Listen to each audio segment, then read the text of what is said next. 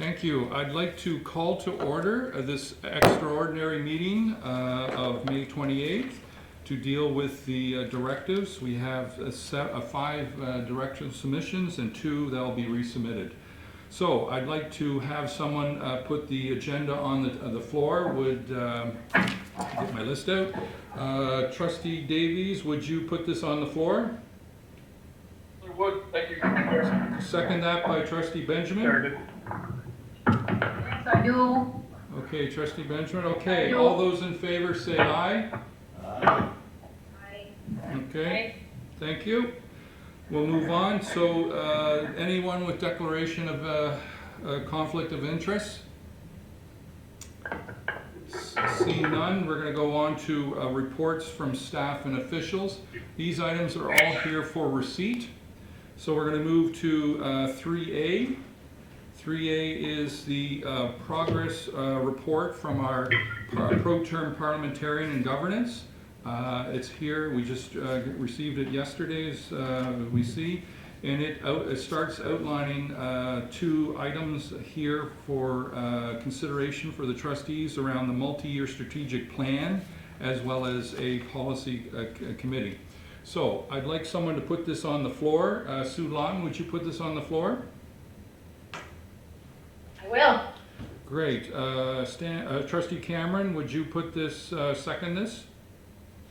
Yes, I will. Thank you.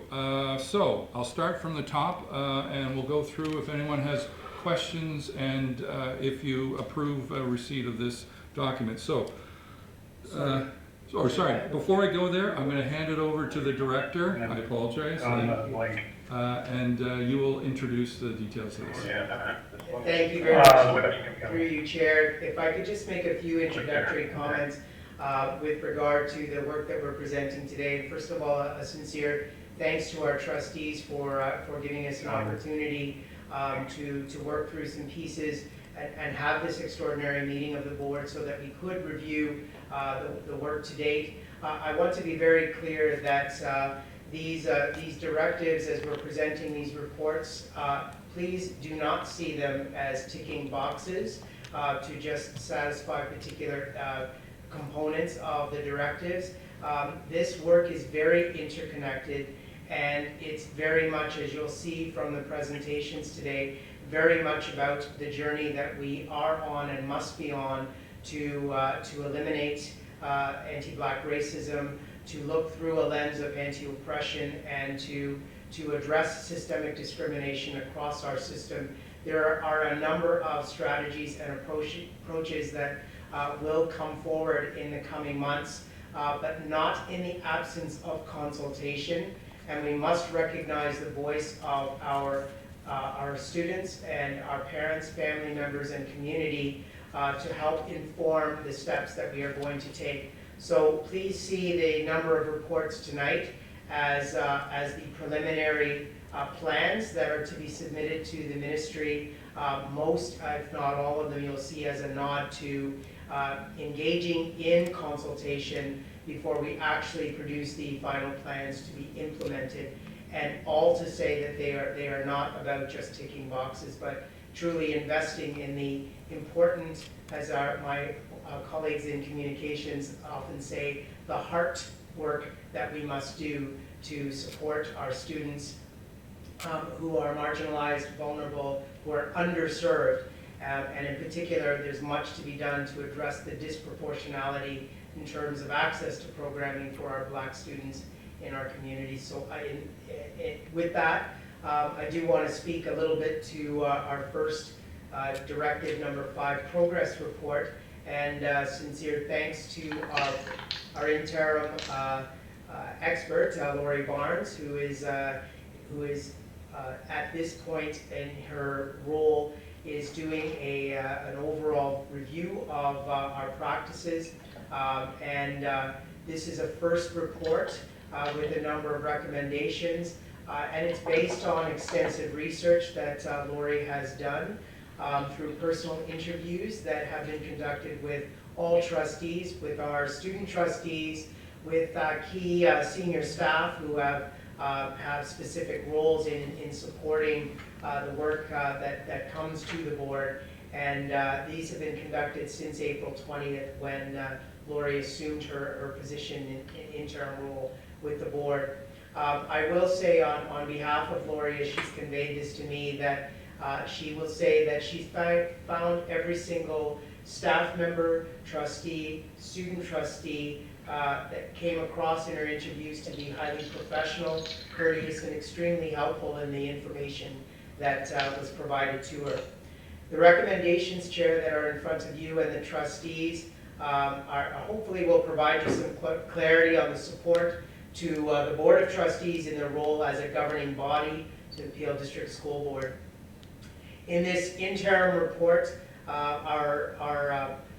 the approach here that Lori has taken is to focus on two governing practices, as our trustees would have seen in reviewing the report, looking specifically, one, at the major role of the Board of Trustees to oversee our multi-year strategic plan, in our case, the plan for student success, and also a more robust approach to policy review. And the reason that these are the two areas of focus to begin is that these are clearly about the important role that trustees and, quite frankly, the system plays in, first of all, supporting students, in ensuring that we are giving community voice, and overall considering the work from an equity, inclusivity, and anti-oppressive stance. And this is a very good way to begin to look at how staff and trustees can continue to work together with a common purpose. These are the areas where we do have a common purpose, where we look at how governance and operations come together. So I wanted to begin with those opening pieces.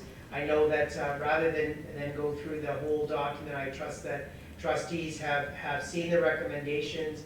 I'll do my best to respond to some questions, but in accordance with the ministry review and directive, this is our parliamentarian's responsibility to submit the report to me, and I will then in turn submit this to the ministry by the first deadline.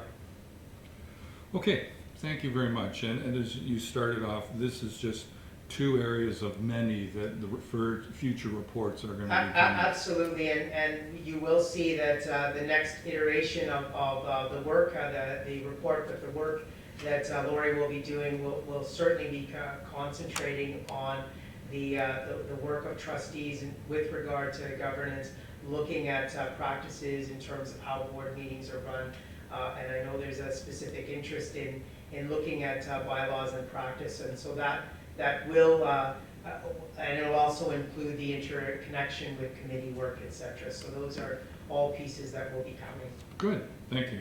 So we'll go back to our list again, start at the top. Trustee Sohi, do you have any comments or questions? I just want to clarify one thing. So we are just looking at the first one right now, right? Correct. Yes, just the first. No comment. Okay, thank you. Do you receive this document? Yes. Perfect, thank you. Carries, Trustee Andrews lost connection, will be down back in. So Trustee Kay McDonald, do you have any comments? I do. First, I'd like to publicly thank Lori. I felt at the end of our discussion that she really listened to what I had to say, and there was no judgment.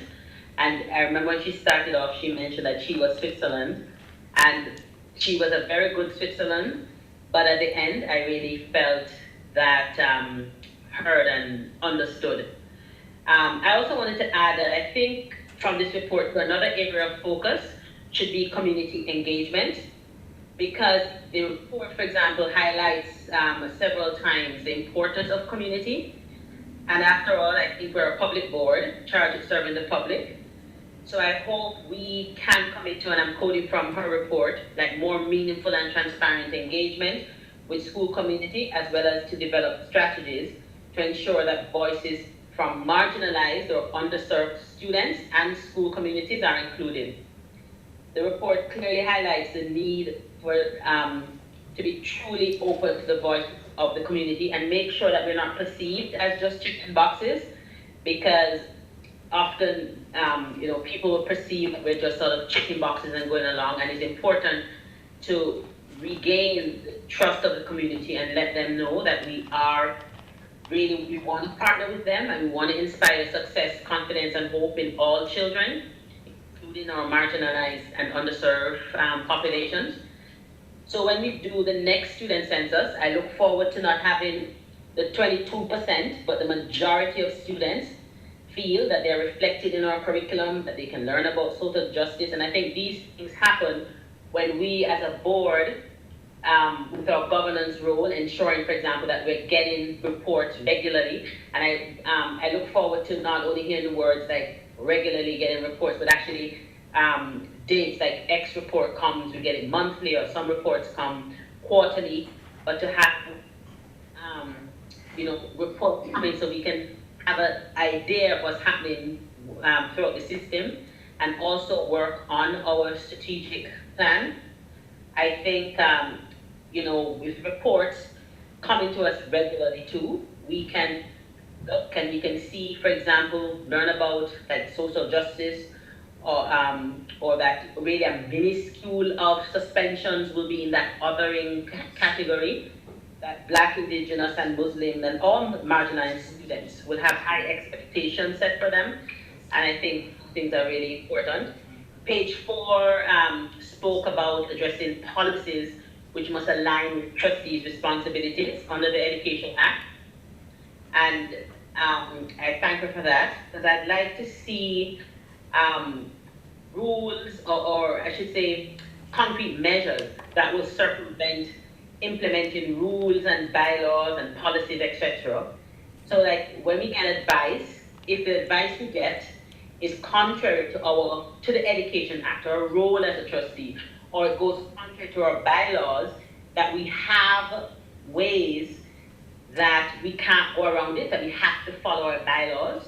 It can't be just really deviate from bylaw today for one specific situation. So I look forward to having a review of our policies and bylaws and how we have to uphold them, and just to make sure that we're fulfilling our legal obligations. So once again, I just want to thank Lori for this report. Yeah, thank you. And I just want to make trustees clear that this I would call a chapter 1 of a many-chapter a book of all her governance and parliamentary review. And so she's only touching the first 2, which is the multi-year plan, a strategic plan, multi-year plan, and the policy. And there's a lot more to come. And to Trustee McDonald's comments, I think community engagement of trustee is going to be one of those things that will be looked at as well. And obviously the bylaw, best practices will be another one where we bring everything that's done from around the province, best practices into our board, so we can follow in the Education Act and process. So do you receive this report, Trustee McDonald? Yes, I do. Thank you. Yes, I do. Trustee Crocker, do you have any comments?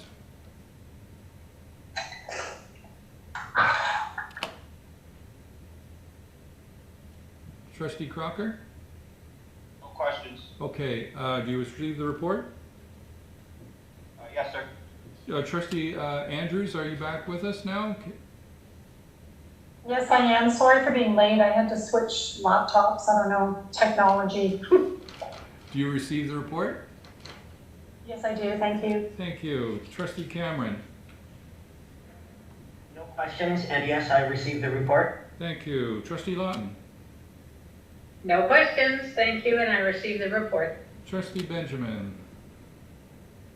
Yes, I would like to thank Lori for the report, and I look forward to working with her, and I have no questions, and I received the report. Thank you. Trustee Davies? The report and no questions. Thank you, sir. Trustee Green? No questions, no comments, you received the report? Okay, so unanimous, we have approved the report, and again, like everyone else, I just want to follow the thank you, Lori. We look forward to many of these reports forward, and then start taking action on your recommendations. Thank you. So we'll move on to Directive 9, which is the progress report on the annual equity accountability report card. So what I'm going to do is pass this over to the director. But before we do that, I'd like to have it put on the floor. So Trustee Crocker, would you put this on the floor? Yes, I will. Okay, and Trustee McDonald, would you second that? I will. Thank you. So, Director Joshua. Thank you, and through you, Chair, I will in a moment turn this over to the team. I just want to again thank the many staff who has stepped up to begin this work, and recognition, please, that this is a beginning step towards much more consultation and work with members not only of our internal team stakeholders, but our external stakeholders as well. At this point, I really want to appreciate the work of the team, and we've had some insights from various staff members, our central staff, of course, and our members of PACE, the Peel Association of African Canadian Employees, Educators, and we've had some representation from our union groups as well to begin this journey with us and give us some insights. But there's much work to be done, of course, moving forward. I would like to acknowledge and turn things over to Lawrence DeMayer, Superintendent DeMayer, was a lead on this work, and in collaboration with our Chief Research Officer, Sophia Malik, and so I'll turn things over to Lawrence. Okay, Lawrence? Director, thank you, Director Joshua, and through you, Chair McDonald. Good evening, everyone. Directive number 9 speaks to the need to develop and implement a comprehensive annual equity accountability report card. And this report card will eventually become part of the Director's annual report. And it focuses on identifiable student outcomes, some of which are identified in the directive, and some of which will emerge from the work of the various solution tables that are working on some of the other directives. The progress report will identify our progress towards eliminating disparities in those achievement and other outcomes for students from marginalized groups. The progress report today is going to share with you the development of a framework for providing that report to the public. And of course, it relies heavily on work of the Research and Accountability Department. We're leaning heavily on that department in order to provide data to indicate our progress towards those outcomes. So at this point then, I'm going to turn it over to our Chief Researcher, Sophia Malik, to walk you through the report. Much, Lawrence. May I confirm with Chair McDonald you can hear me okay? Absolutely, Sophia. Thank you very much. Good evening, everyone. Good evening, trustees, administrators, senior team members. I wanted to begin by acknowledging a member of my research team who has been directly responsible for putting the bulk of this progress report together. It's Laura Naismith. We've also, as Director Joshua mentioned, been working with the central staff and other members to be able to get some input. I will be highlighting our progress towards developing an equity and accountability report card. This is not the actual report card. Rather, the process we are developing to report on key indicators to strengthen accountability and public confidence in our board. I want to draw our attention to the responsibilities and the reporting structure. The Superintendent of Equity, as you know, the hiring is in progress, will be responsible for the development, coordination, implementation, and maintenance of the annual equity report card with research and data support from the Research and Accountability Department. This will be informed internally by the Accountability Working Group, as well as other working tables and external stakeholder groups, including the newly formed Black Community Advisory Council. acknowledges the responsibilities that all staff play in the system-wide adoption of an accountability framework and the critical role its community play when informing the development of this report card. In terms of the research and accountability's work to date, the department is currently reviewing anti-oppression literature and resources in order to better situate and adapt and apply an anti-oppression and anti-Black racism lens to the Peel board context. The ministry required indicators for the annual report card have been organized into 5 main theme areas. I want to emphasize that we are yet to seek extensive input in the development of these indicators. This is a preliminary list. So looking at number 1, we have student achievement. That includes, and is not limited to, credit accumulation and graduation. 2, student discipline. That includes, again, is not limited to, suspension rates, inclusive of all suspensions, exclusions, and expulsions. Thirdly, programs and pathways, representation in academic, applied, and locally developed courses, representation in regional learning choice programs. When it comes to special education, we will be looking at representation in programming and identification. Student well-being includes absenteeism as well as student conceptions about school and about themselves, and student eating and exercise habits. We are looking forward to, as I mentioned, further feedback and input onto each of these areas that really requires further thinking and input on what indicators to consider.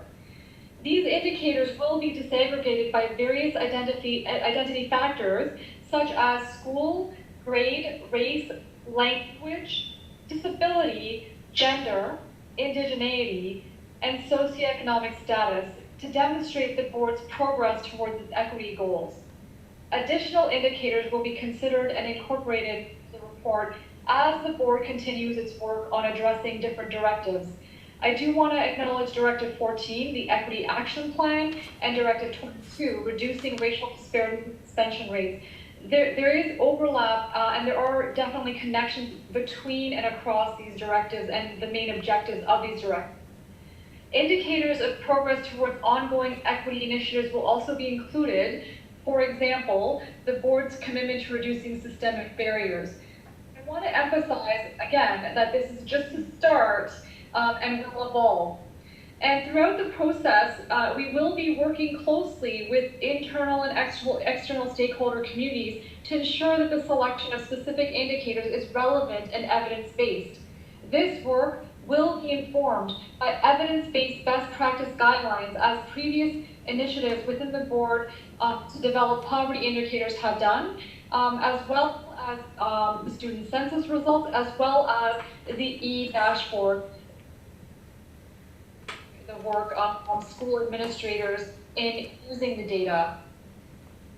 The success of the annual Equity Accountability Report Card relies on engagement with Peel board families and communities. We will be seeking input from communities, organizations, staff, and families. And we've mentioned some of them in the report, and I want to again say we will be working closely with our communications department in reaching out to the different groups and communities that again is not limited to, but includes members of our different board committees, such as We Rise Together, in the Indigenous Education Advisory Circle, the Parent Involvement Committee, the Special Education Advisory Committee, trustees, school councils, senior administration, our various employee groups, and other advisory committees, as well as through formal and informal discussions. We are also working with other similar GTA school boards to look at what have been their practices and lessons learned. There will be opportunities to provide input through broadly communicated channels. Again, we'll be working with communications to be able to help identify the best means for engaging with our communities. What we have shared today is a framework towards building, with the input of our communities, towards the development and implementation of a comprehensive annual equity accountability report card. Our goal will be to implement the report card every school year, commencing in January 2021 to ensure Peel students, families, and staff are empowered with the information they need to make informed decisions. Thank you very much, everyone. Thank you very much for Sylvia and the great insight and detail into this great work forward. This is just the starting point for something that's going to go a long way in community consulting, as well as integration to all our staff and members to create this equity report on an annual basis. So we'll start at the top. Trustee Sohi, do you have any comments? Yes, I do. Through you, Chair, I want to point out something on page 5. First, I would like to say thank you to Sophia and Lauren for doing this amazing job. We talk about the different community groups in here. Peace, We Rise Together, Indigenous, LGBTQ community, and different employee groups. And I am not seeing anyone in here which is representative of the majority of our school population, which is the South Asian community. I don't see anyone from a Tamil community or a Somalian community, which Patrick Casey pointed out that we are not engaging Somalian community, even though we have quite a number of students from that community. And also not Seva employee group is listed in here. So I'm seeing a huge number of communities left behind in this. Thank you. I'll pass that over to Director Joshua to answer your question. Yeah, thank you through you, Chair. Thank you so much for the comment, Trustee Sohi. We actually really appreciate that. That's a part of what tonight is about.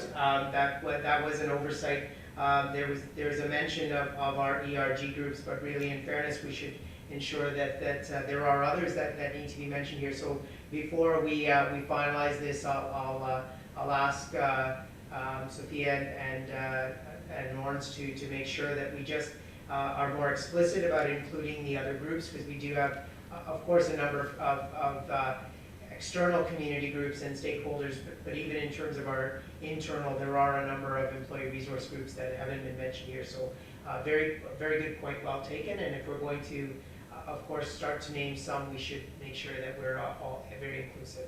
So thank you for that. Thank you. And my next question is, I remember we had this chat before that we do not have any foundation advisory group right now. And when we are talking about the annual equity accountability report card, we need to engage those people. So are we looking into making one, like developing another committee here? Through the Chair, Yeah. that is most definitely the plan moving forward. We feel it's critical that we begin with the Black Community Advisory Council, but the plan moving forward is to engage with advisories to represent a number of our community members and diverse community. Thank you. I think the incident that recently happened, although we do have a Muslim Employees Association, but at large, having those groups is really important when we are talking about the equity and accountability. Thank you. Thank you. And just through you, Chair, just we'll also ensure that we've included groups like our Faith Leaders group, and there are representatives on that group who have connections to a number of our diverse communities as well. So this is about being inclusive, so we'll ensure that language is included. Thank you. Trustee Andrews. No questions at this time, and I approve receipt of the report. Thank you. Trustee McDonald. Thank you. Just one quick comment. I too, in terms of the community groups, I'm not sure if Trustee Sohi mentioned the Tamil Association as well as the Nigerian Association, because I know they have a quite active association, and I think it's important to add them to the list, and I will receive this report. Thank you. Trustee Crocker. I approve receipt, Chair, no questions. Trustee Cameron. Yes, approve receipt and no questions, sir. Trustee Lawton. Thank you. The nice part about being in the middle here is all the questions get asked first. So thank you to everybody who's asked the questions I had. Thank you. And I do receive the report. Trustee Benjamin. Yes, I do receive the report, but I have just two comments. Okay. What Trustee Sohi said is what I wanted to bring out. The importance of community groups, and without their help, we are not going to bring about this change which we want to. And second, also the role of communications. It's very, very important that our communications department are being, proactive in reaching out to the community groups. That is very, very important, and we have to stress the importance of our communications, especially with parents, to give them the message that we are doing, and we are on this task, and we will do our best. Thank you. Thank you. You received the report. I'll pass it over to Director Joshua to just follow up on your comment there. Thank you. Through you, Chair, just to make our trustees mindful and aware, and in terms of moving forward, you may recall that one of the plans moving forward with the Equity Office is to make it much more robust, and there will be a component, a robust outreach department, if you will, with a number of outreach workers, and their purpose is to make those strong connections and build those connections and relationships with a number of community organizations. So we will, as you know, we will be looking to hire a community, an outreach coordinator, and we have a number of workers in the plans as well. Okay. Thank you. Trustee Davies, do you have any comments? You received the report? Just want to echo what Trustee Sohi was saying. I think that's very important, and yes, I received the report. Yep. Thank you. Trustee Green? Okay, Trustee McDonald has approved receipt. So move on to 3C, which is the report on steps taken to ensure Human Rights Commissioner's Office independence. So I need this put on the floor. So Trustee Andrews, would you put this on the floor? Yes, I will. Thank you. Trustee Sohi, would you second this? Okay, and since we're with you, Trustee Sohi, do you have any comments? Or sorry, before we go there, I have to introduce the director. You want to set this one up? Thank you. Yeah. Through you, Chair, appreciate you giving me the opportunity. Again, we don't want to read all of the elements. This is an opportunity for our trustees to provide us some feedback and ask questions, but I do want to acknowledge and thank our trustees, first of all, for supporting the changes in Policy 51, which guides the work of our Human Rights Commissioner's Office. And I would like to acknowledge that our Human Rights Commissioner, Jay Sengupta, is with us this evening, and would be happy to share some highlights with regard to the specific and explicit pieces that we put in place to ensure that our community at large understands the arm's length nature, the independent nature of the Human Rights Commissioner's Office. So if I could call upon Commissioner Sengupta, we'll share a few items with you.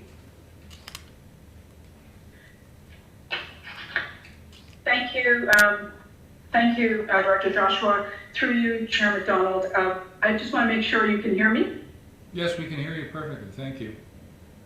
Okay, thank you very much. Directive 12 speaks to the board taking all necessary steps to preserve the independence of my office within the organizational structure of the board and to safeguard the neutrality of this office in order to allow us to focus on our core responsibility, which is to identify and address systemic barriers facing members of the board community. So the directive speaks to the board clearly articulating the arm's length and impartial role of the office in Policy 51, the operating procedure, and any successor instruments. So the steps we've taken is that given that the directive takes a fairly high level overview of of the issue, we've gone to the review itself, and we've looked to the comments made by the reviewers as to the concerns that they had in reviewing and while conducting their review. And some of the issues that they highlighted were that the independent, neutral, arm's length nature of our office was not mentioned in the policy, and that reprisal, the prohibition against reprisal contrary to the code was not specifically mentioned in the policy document, even though it did appear in the operating procedure and does appear in the Human Rights Code. So what we've done is we've included and amended the policy document, and we've placed both the policy document, the operating procedure, and some frequently asked questions that we've placed on our website in front of you for your review, and we intend to send those along as part of the attachments to this this report to the ministry as well, should you approve this. Some of the other concerns mentioned in the review document had to do with what they called the opaque nature of the threshold test and the location of our office, the physical location of our office, and the HRTO involvement. And so we've taken steps to ensure that those issues have been addressed, and a report is hopefully responsive to the concerns expressed by the reviewers, and we've outlined those steps in the report. In particular, we note that the HRTO has been notified that the Superintendent of Human Resources is the board contact for matters before the tribunal. We have taken steps to ensure that in the frequently asked questions, we make it clear what the threshold test involves, and we've provided some plain language examples.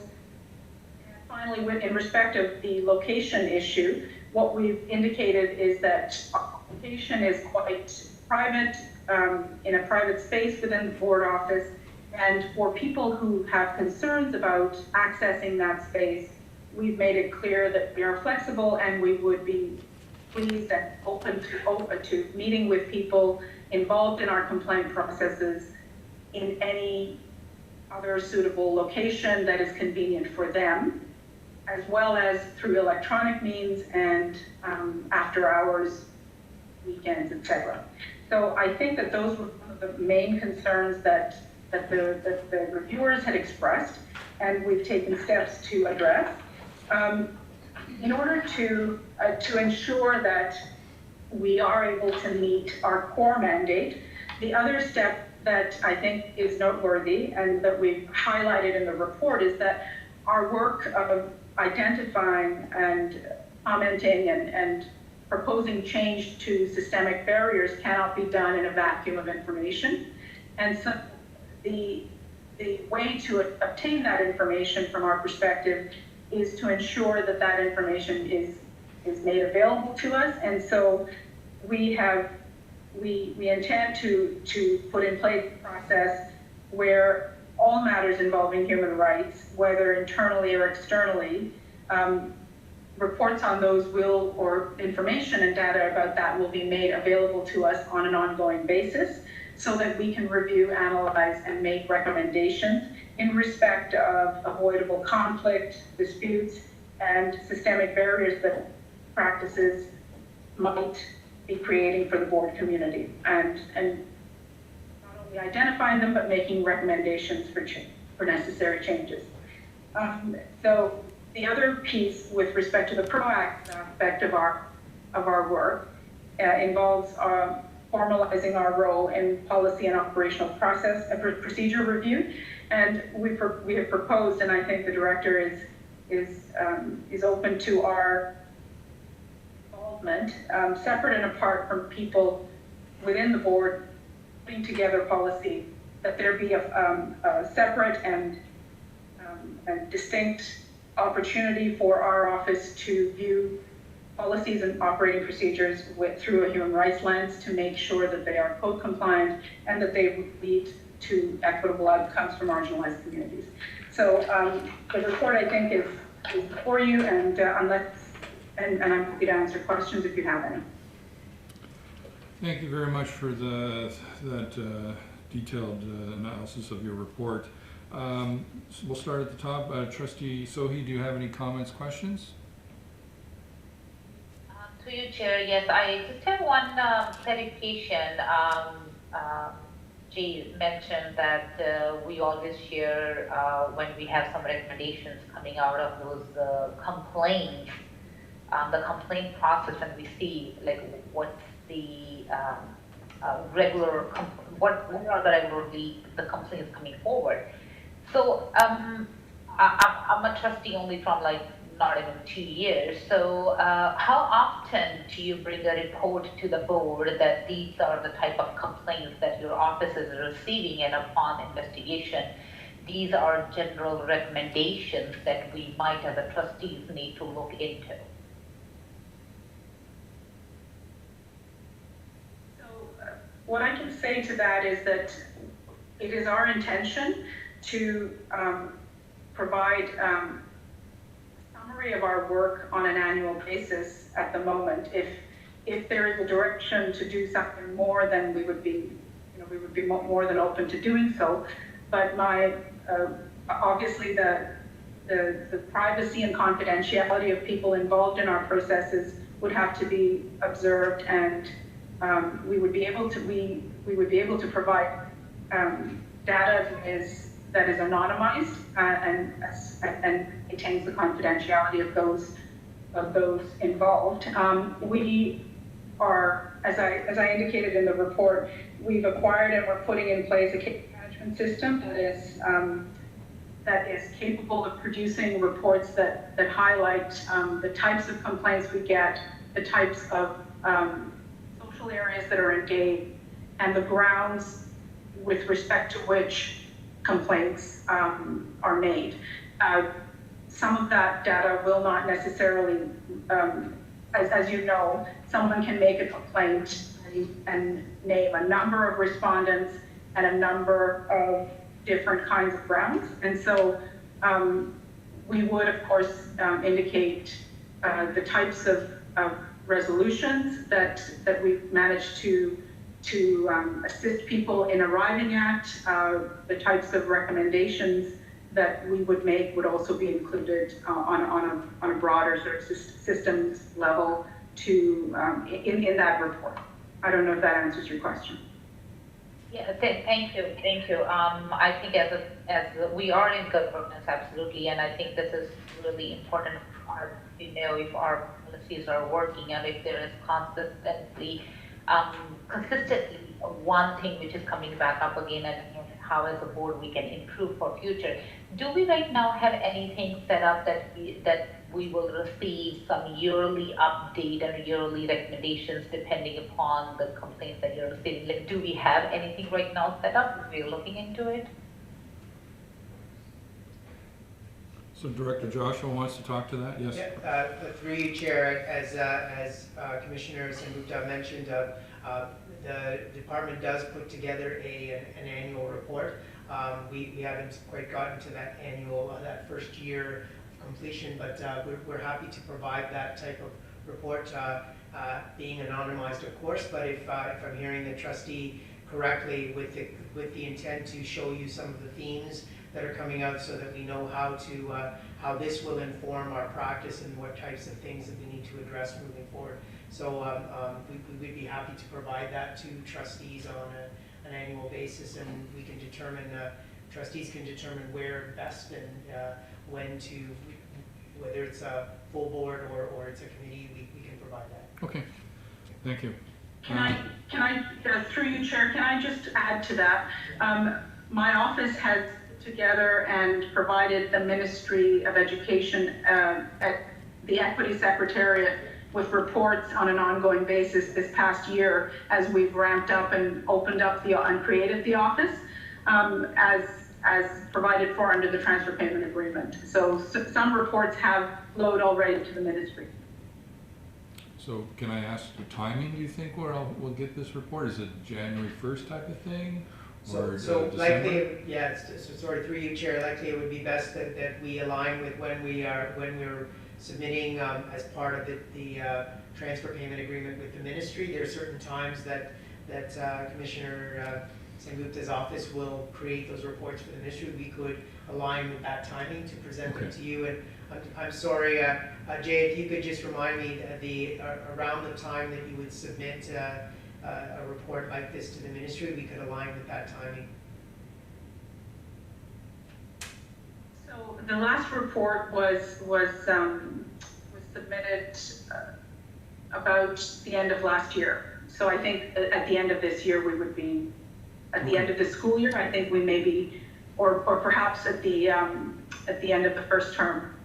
Okay, so that would be then December we're talking? I think the end of the calendar year. We could definitely do that. I think the end of December would be an appropriate time, and it still gives us time to inform some things that in preparation. For the report card that comes in. Correct, yes. Okay, perfect. Any other comments, questions there, Trustee Sohi?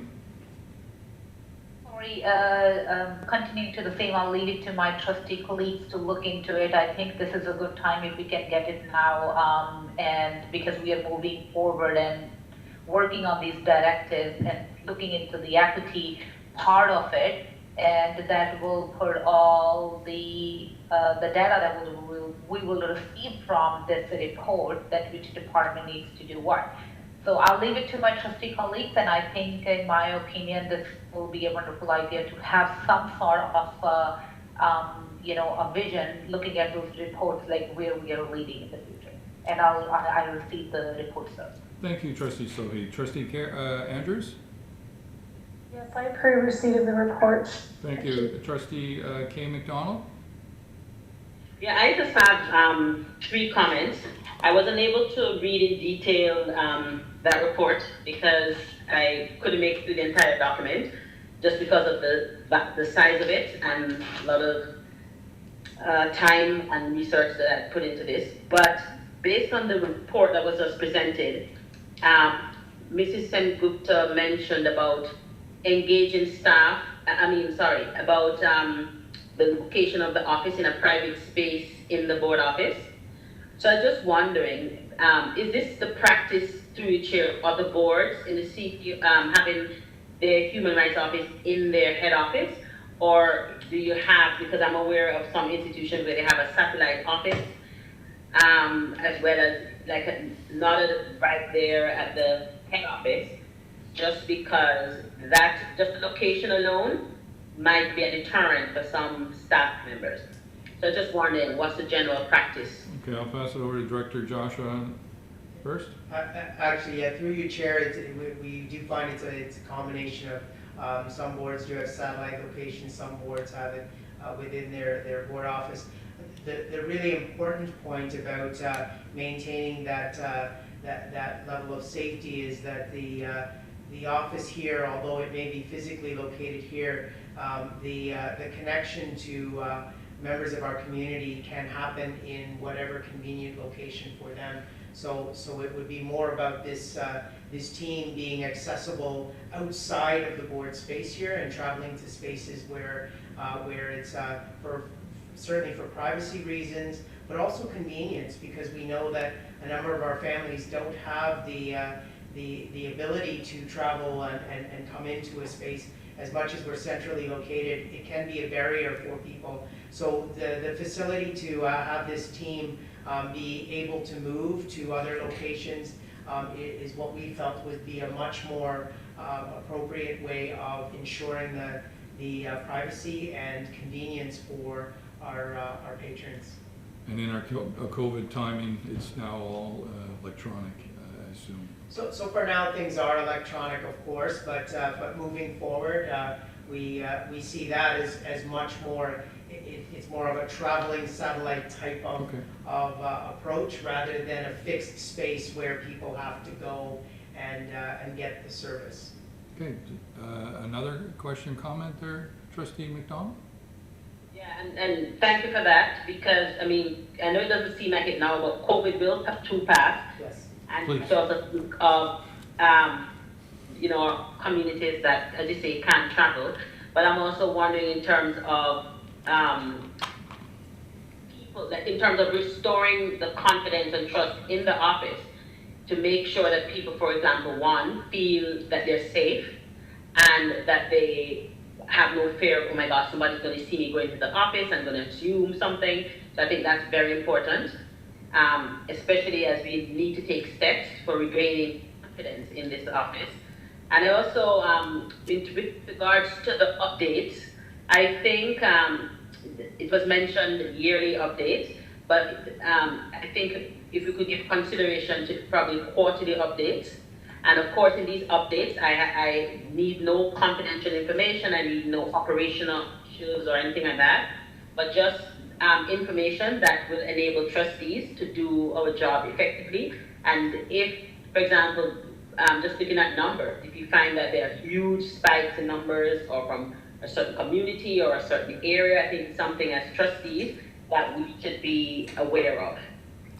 Thank you. And thank you. And I think the best thing is to wait till December, get our first report in, and see if there's a large number that maybe chunking it down in quarters works. But if it's not a large number, then when we chunk it down to quarters, then we get into that confidentiality and personal information that can be revealed. So why don't we just, I assume we'll just wait for the first report, which is 6 through you, months Chair, away. I think these are all really important and valuable points, and I think it's wise that we do review and see how things go, and happy to look at it if it would appear better for, and we're able to do this in a confidential way, we could consider more then. But we should start with the first report, then determine what would be best there. But very good points, well taken. The other element here is that, of course, we're also this is fluid work as well. We will review how things go and the feedback in terms of community confidence, and we'll continue to look at whether the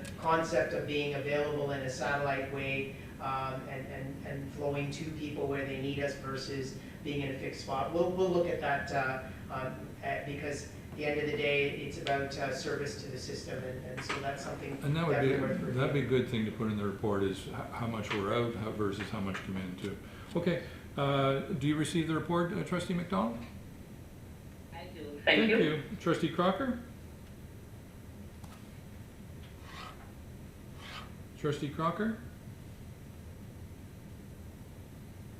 Sorry, I too have always wondered why the office, but it's been discussed, and I'll just leave it there. I will vote to approve. Thank you. Trustee Cameron? Yes, thank you, Chair. Through you, I have one question. I hear words like team and the office and our staff. Could I get a better understanding of how many people are now working out of the Human Rights Commissioner's office? Director Joshua? Yes. Or sorry, Jay, sorry. Go ahead. Sorry, through you, Mr. Chair. The office at the moment consists of Leslie Brooke, who is a human rights specialist, who manages the flow of people coming into our office and all administrative matters. A human rights officer by the name of Brenda Culbert, lawyer of many years' experience, and myself.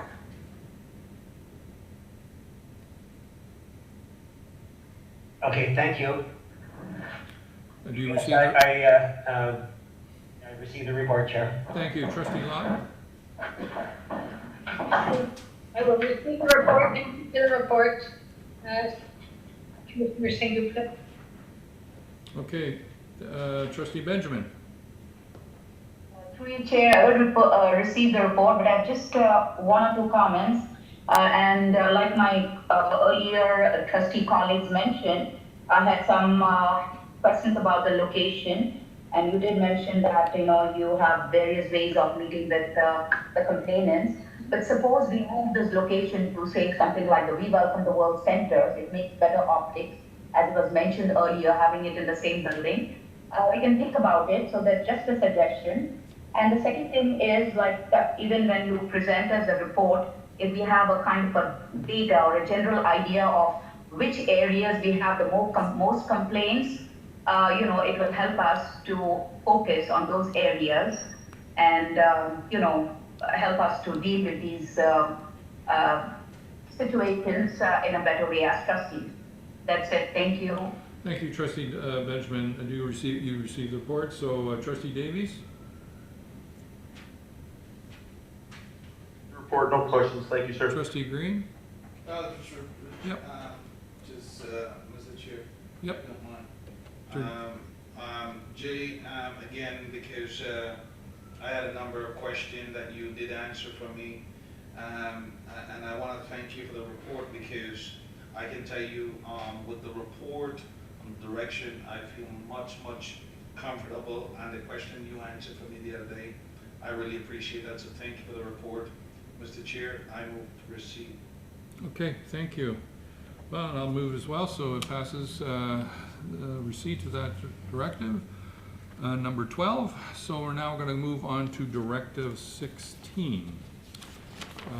And I'll pass that over, we'll move on to Directive 16, and I'll pass that over to Director Joshua to introduce this item. Again, before we do that, we'll go to the Vice Chair Green, would you put this on the floor? Sure. Absolutely. Trustee Davies, would you second this? Sir, thank you. Okay, now you make it. Thank you. Thank you, through you, Chair. Actually, before I talk about this particular report, I know this is something that is near and dear to the Chair's heart. One of the things that you haven't seen here, but we will work towards, is branding and formatting all of these reports in the same way. So my apologies that these are just Word documents that came in, but before we submit them to the ministry, we will use a style that our communications department and our research department has used, and so that they look the same. I think that is something of importance to a number of people, so we will do that. But just to recognize that, as I mentioned at the board meeting the other evening, we did submit the initial consultation plan to the ministry, and we're very appreciative that the ministry responded back with some helpful suggestions about how we could reconsider some elements of this. And these were our first reports that we submitted. And again, knowing that this is important work, it's not just ticking off a box to get something in, but to really embrace the importance of feedback.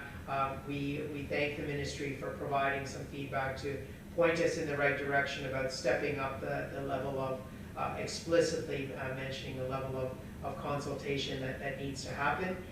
This work is ever evolving, of course, and so the idea of a plan like this is it's only a step towards getting much more insight from the broader community, the diverse community, before we take any actions to actually develop the policy. So it will be reflective in the end of the voices, which is the whole spirit of good policy development. So if I may then turn things over to Superintendent Graham, who will just introduce this, and I know that he's got a team member here to speak to various elements of this resubmission. Thank you. Thank you, Director Joshua. First of all, can you hear me? Yes, we can.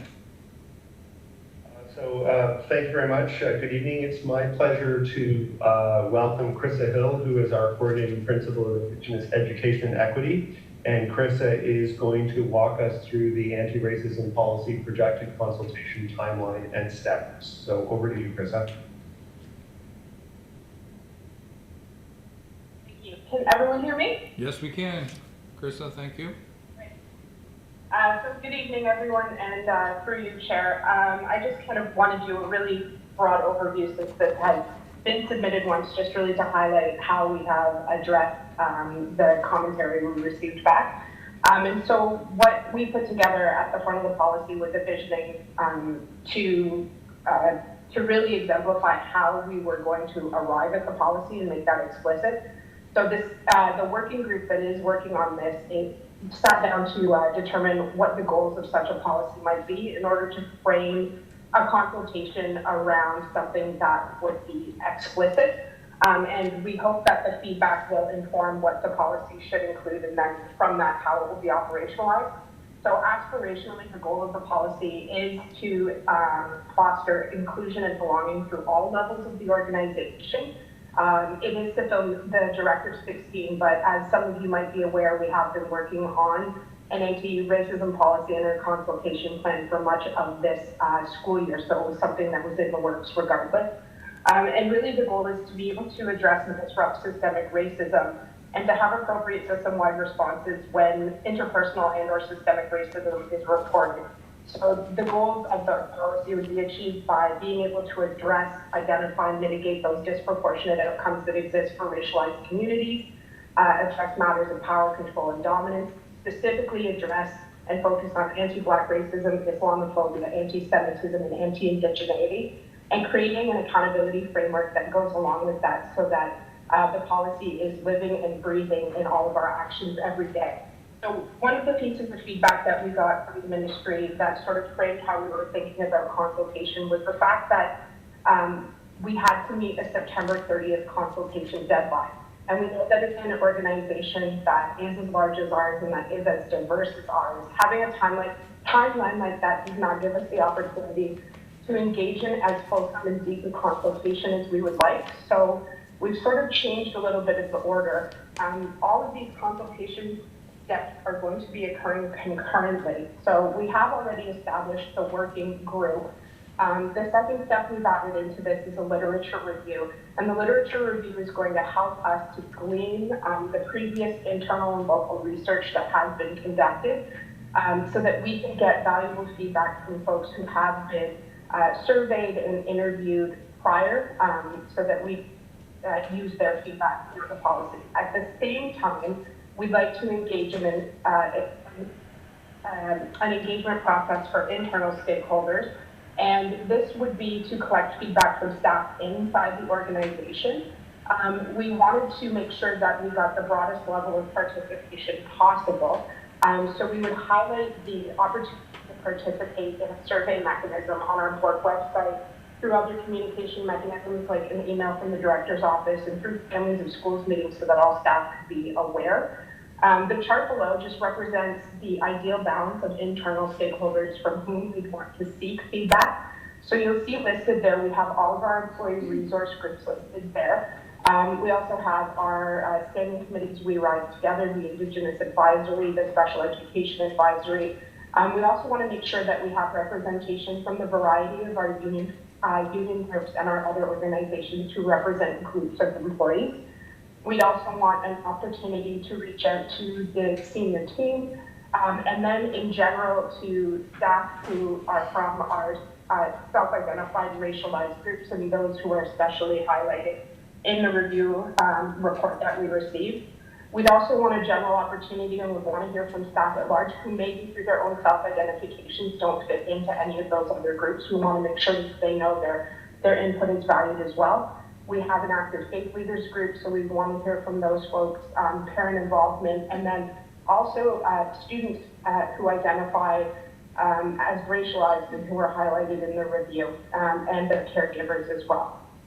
At the same time, simultaneously, we would be seeking feedback through a survey mechanism as well from a variety, and I won't go through them, of our community stakeholder groups. This just represents this chart, a group of local organizations that we know operate in the Peel region that represent a balance of racialized community supports for folks who live in the Peel region.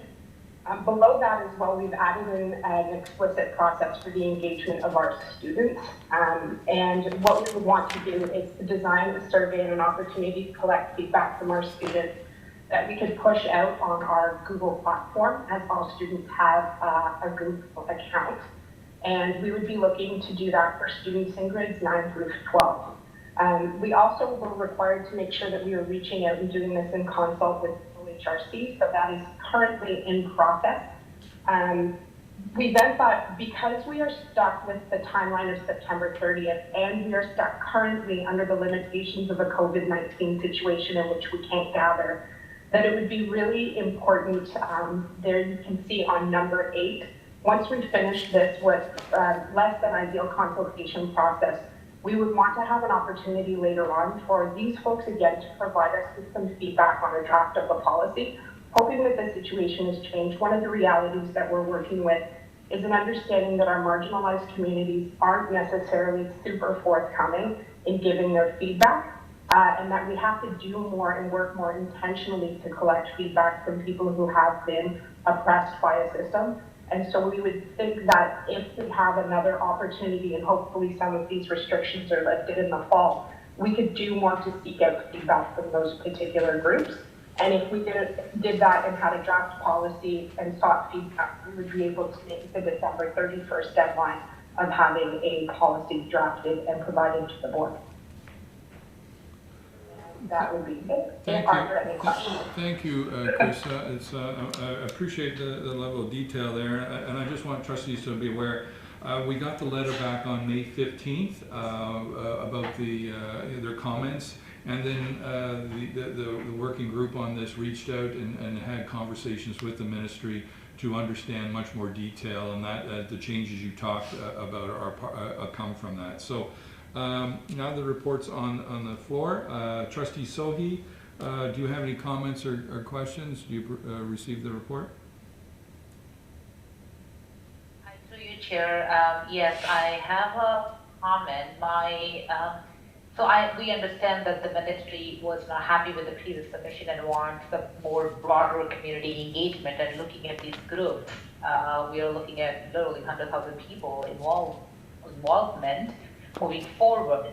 So looking at the timeline, September 30th, I understand the survey that we did before for student census, it took a while to put it together. So how we are seeing that that we will be able to submit the report on September 30th?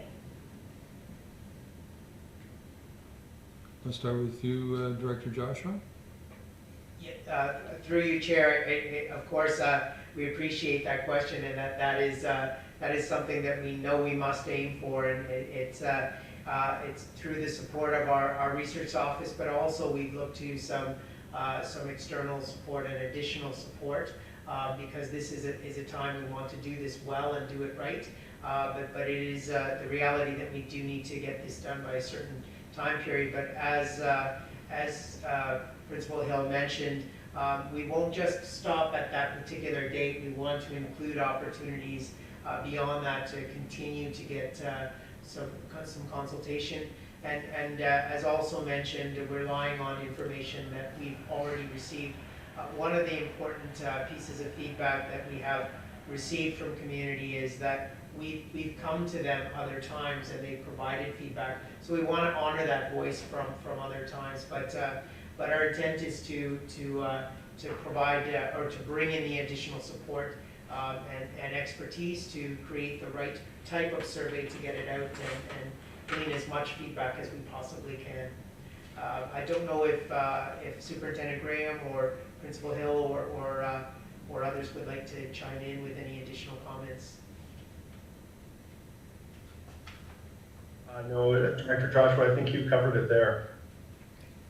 Thank you, and I think also if you go back to our Directive 5, a parliamentarian report, one of the things was she recommends setting up a policy group, and part of that is consulting with the community. So that is in fact a big part of the continuation beyond the September 30th deadline, as been stated, and we will be doing more consulting with the policy that's been created, and then hopefully finalize it, I guess, December 31st, which is last day of the year. But any other comments or questions there, Trustee Sohi? My last comment is, as it was mentioned before in number 8, that there will be another additional consultation opportunities for the policy together when we are drafting the policy. So for the time being, I understand that because of COVID, there won't be any meeting. Can we put some virtual meeting options in here? Are we submitting this draft to the ministry now, or this is for us? we are submitting to the ministry instead of putting in here that we haven't determined this process, we can say like if the situation continues, we will look into the options for virtual meetings with the specific community groups, and we are drafting the policy. So through you, Chair, I mean, we are submitting this to the ministry to address the areas that they requested us to, but it doesn't stand in the way of us coming up with additional options like virtual meetings, other things, and some of the advice and support from others and through our chief researcher's officer who's reached out to other folks. There are some ideas that we have that could address other ways, but so we can certainly go beyond this as things evolve, and of course as we see back to Trustee K. McDonald's point earlier that we will get past this pandemic, so we know that there may be some opportunities to do things in other ways as well. So we've got something now, given the current circumstance that we're in, but it doesn't stand in the way of us doing additional types of outreach if we have the opportunity to do so. Thank you. You received the report, Trustee Sohi? Yes, I do. Thank you. Trustee Andrews? Yes, thank you for the presentation, and I will receive the report. Thank you. Trustee K. McDonald? I have two comments. I just, this is one of the reports also that I thought the list for the consultation target group could have been a little more exhaustive. It's a quite robust list. And I think, again, I think the Tamil Association should be included in here. And especially after looking at the student census, we look at our top 5 ethnic groups based on the survey, as well as, again, I think we should also be making an effort to go to more continental Black people. So, as well as look at, for example, the Nigerian Association. And I know because someone had reached out to me after seeing this posted on the board's website, and I think it's very important that, because we are now in a phase of rebuilding and trying to gain and regain, I should say, trust from communities, that has the relationship, has been fractured, and we are working to move forward. And I think it's very important for us to be totally transparent and honest. So if you have members, and I'm speaking to members of one of your resource groups, PACE, so I know I have heard from members from the group who have not felt that they've been heard or the will of the group is being taken into consideration. So if you're going to make a report and say you're having your resource group, then I think it's important that the initiative comes from the group as a whole and not pull in 2 people who say, okay, I will do it, no problem. And then if you have, like members of an exec that said, we think we need to have a little deeper conversation before doing X, Y, Z, I think it's very important that we hear and listen to the voice of what the members are saying. So, out of curiosity in terms of, is this, when you say PACE, are you talking about the general membership of PACE? Are we talking about the executive of PACE? Are we talking about 1 or 2 people from PACE? So I was just wondering. Yeah, I'll pass that over to Director Joshua. Thank you, through you, Chair. Some really important, well taken. Those points are important. We did reach out to PACE, and while we do have some members, various members of the group that have attended a number of our committee groups, we were always open to the members that come to these various tables to go back and get feedback and reflection from the general group and bring that back to the table. And Trustee McDonald makes some good points, so we'll ensure that that's, while there may be some preliminary discussions now, the intent moving forward is to continue this teamwork with members, and ensure that there's a feedback loop, that if there's a couple of folks representing a group, they have a chance to get the voice of the entire group and bring it back on behalf of, and that's the way that we like to function, but certainly honoring, as Trustee McDonald said, that it is the voice of the entire group. Right, and then there are, going on to Trustee McDonald's, there are some other just Asian communities and Latin American communities that I think, and we now have our census data that we really have some good, rich information of now who to start reaching out to, right, and where they are marginalized in our school board. Appreciate trustees have all mentioned various groups that I know the team is listening on the line, and we'll do some add some additional pieces here. And also, I think we need to be sure that in these documents we put a qualifier in that this is open to other groups, because in a community, in a diverse situation, things evolve over time, and new groups may form, and others may come out. So this is not reflective necessarily of all groups, and we need to make sure that we do honor other individuals. The danger, I will say, in listing a number is that we may miss someone, and we don't want to ever exclude. So we'll make sure there's a qualifier that this is open to other groups who have, if they've not been named, that we want to invite them to the table. But some of the ones that have been mentioned, thank you to the team for jotting those things down and making some changes before we submit this. Thank you, Director Joshua. Trustee McDonald, do you receive the report? Yes, thank you. I have one other comment too. So when you look at in the last paragraph, when you talk about the collaboration, also I noticed to me, which is glaringly absent, is the Anti-Black Racism Working Group, which is a group that I think it would seem a natural fit to be consulting with this directive. So I'm wondering why they weren't consulted. I'm talking the last paragraph of the front cover report, cover page. So yeah, so were they participating? Yeah. Or so were they not listed? Or Yep. Thank you. Yeah. So I'll just through you, Chair, I'll just say certainly I did honor an original request to have a connection with this group, and at this point they've said that they are waiting. They have declined it as so far, but of course we're open in the future to a group that would like to come to the table. Okay, thank you. And I received this report. Thank you, Trustee Crocker. No comments, Chair, in support. Trustee Cameron. No questions, and I support receipt. Thank you, Trustee Lawton. No questions. Thank you to the team for the work that you've put into this so far.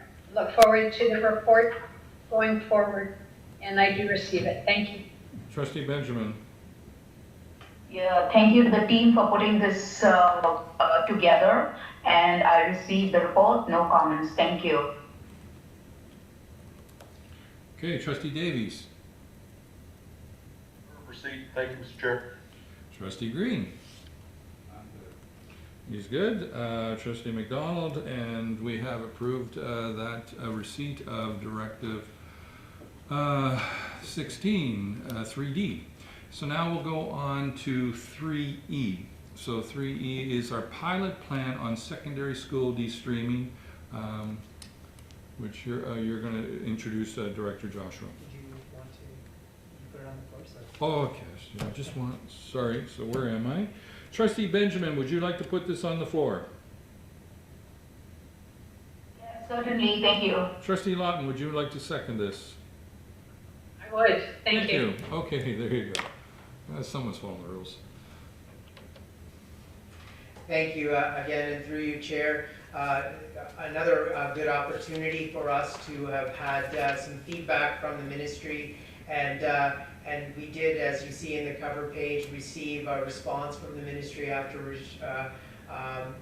submitting a report on April the 30th. On May the 15th, we received some feedback, and certainly very key to get an understanding of what I would say we learned that while we thought we had been explicit about a few points, they really weren't as explicit as they could be, and the feedback from the ministry was welcomed in that they highlighted a few areas where we needed to put in language and more detail so that it could be most definitely understandable for the community, but also clearly indicating the specifics around our movement forward. We had an opportunity in this case to actually connect with the ministry following this, and we had a good dialogue at that point. Again, there were some examples where while we knew that we had done a review of some past documents, we had a report, for example, that was submitted to the board in 2018, which we had incorporated, and we had some lengthy discussions with other school boards that run a de-streaming program like the TDSB. It was important for us to be explicit about that in our report. So we were thankful for the feedback, and I will turn things over to Superintendent Graham to walk through the specific changes that we have made to address the areas that were not in the initial report submission on April 30th. So thank you, Superintendent Graham. Through you, Chair. Yes, thank you, Director Joshua, and good evening, everyone. So as Director Joshua outlined, we put in the first submission on April 30th, and we got some suggestions and clarification back. So the vision for the de-streaming pilot for Directive 19 is to design and implement a substantive secondary school de-streaming pilot for grades 9 and 10 for the 2021-2022 school year, which aims to mitigate and reverse the impact of systemic racism for Black students in Peel. This project will incorporate and build on the de-streaming research report by Peel's research department from November 2017. And the pilot work begins next week in June 2020. That's when we start. So I'll outline here some stages and steps to let people know the process that's going to be used going forward. So starting from June to September 2020 this year, we have to investigate student census data in consultation with internal and external research and community partners to create data profiles of the schools to help us facilitate decisions about which schools will be included in the project. The directive suggests that we need 2 schools. We think we'll have more. The good news is we have some schools who may or may not be highlighted by the data but have come forward to us to ask if they could be part of the project, so that's very encouraging. So the data will inform us about schools and will become some of the baseline measurements to inform the project's success going forward. And the data is going to include items such as the total number of Black students, the percentage of students enrolled in academic, applied, or locally developed programs compared to the number of Black students in the same programs, pass rates for students in academic, applied, and locally developed programs compared to the pass rates for Black students in the same programs, percentage of students suspended, expelled, excluded compared to the percentage of Black students who were suspended, expelled, or excluded, total number of students with individual education plans compared to the number of Black students with IEPs, and for example, the total number of students with non-identified IEPs compared to the number of Black students with non-identified IEPs. In September 2020, based on the identification of the pilot schools involved, we'll assemble a de-streaming steering committee to provide leadership and expertise on designing and implementing an academic pathway plan and determining its performance measures. So we'll do that through conversations with educators in curriculum and spec ed departments, establish an anti-oppressive criteria that meets the identified needs of all students, and particularly Black students. The steering committee will need to brainstorm and provide input on the development of the plan and to provide monitoring and feedback throughout the pilot. And the team will consist of a series of individuals. You've got the list there in the package. It's quite lengthy. Just to highlight that it will include Black community parents, caregiver representatives from each of the chosen schools, our graduation coaches when they're hired, and 2 Black community agency representatives. In addition, there will be subcommittees formed at each of the chosen schools, and those subcommittees will include parents, students, and grad coaches as well, if applicable. And they will make those school-based decisions, for example, about how many courses the de-streaming will be offered in. October 2020 to May 2020, so that's through most of next school year, the steering committee will regularly meet to plan and implement and monitor the project. Among other measures, the committee will discuss and determine the needs of the schools participating in the pilot, including staff needs, time release, budget, intervention strategies, potential barriers to success and how to overcome them, and professional development and resources needed for successful implementation of the project at the school level and how they might be delivered.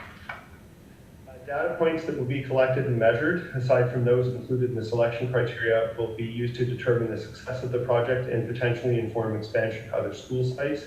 And support will be required from research and accountability and learning technology support services to be able to identify and track students participating in the pilot. Potentially, we'll use course code identifiers as data markers to be able to compare results in the pilot schools against other schools in the board.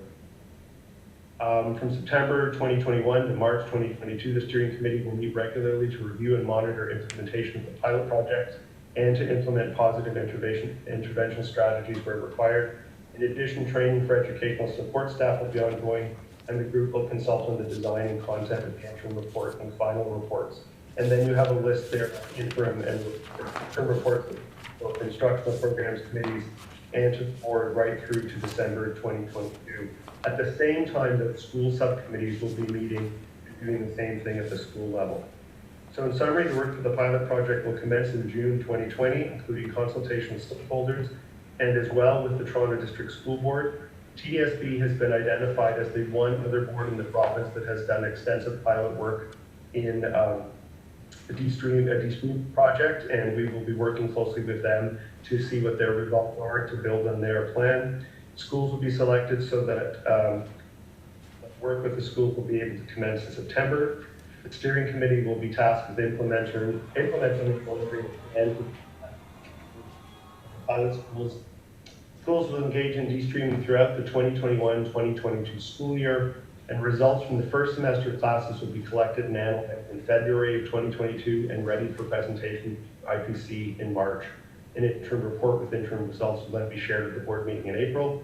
At the end of the second semester in June, results will again be collected and analyzed, with the final report being prepared for November IPC and then shared at the board in December. It should be noted as well that the work of this directive is going to be very closely linked to Directive 17, which is the work on guidance practices. Superintendent Edwards is leading up that directive, and that work will align closely with ours because, of course, they will be interconnected in terms of students moving from middle schools into our de-stream pilot. We've included additions into the package here to help with clarification for the ministry. We've included a section there, the key considerations for the design and implementation of the de-stream project from November 2017. So you've got 9 points that were listed there. And then really the significant change from the first submission is that we have, at the end of your package there, provided 8 pages of the covers. And we felt that the best way to lay out some of the plan for the ministry to address some of their clarifications was to put together a chart by month for a number of years, which has a column which lists the committee actions and responsibilities, and then in parallel for each month, the school actions and responsibilities. I'm not going to read through 8 pages of the chart for you because I know it's hot in that room, but if you go through that, you'll see that in every month right through there are high-level, steering level committee actions that have to happen, and there are corresponding actions that will happen at the school level as well. And that is the overview of the package, so happy to answer any questions. Krista has kindly stayed on the line as well. She's been part of this project as well, so both Krista and I can answer questions. Thank you. That was a lot of information. I'll start with Trustee Sohi. Do you have any comments, questions? You received the report?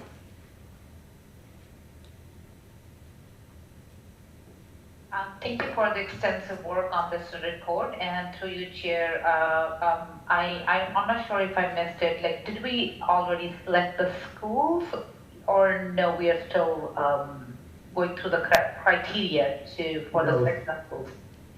Through you, Chair, no, we haven't yet. So that occurs next week, starting next week. So as I outlined at the beginning, we have significant criteria that we need to review based on the student census. That's listed in the points are listed there in the first page of the package. So we have to look at those to see schools that are identified based on that criteria. And as I mentioned, we also have some other schools that have stepped forward to say that they would be interested as well, whether or not they are involved with their criteria. So with this, we will be able to help students in grade 9 and 10 of 2 different schools who are already into locally to applied programs because of this. Most likely more than 2 schools. So are we starting from this year, that question is actually out of this directive.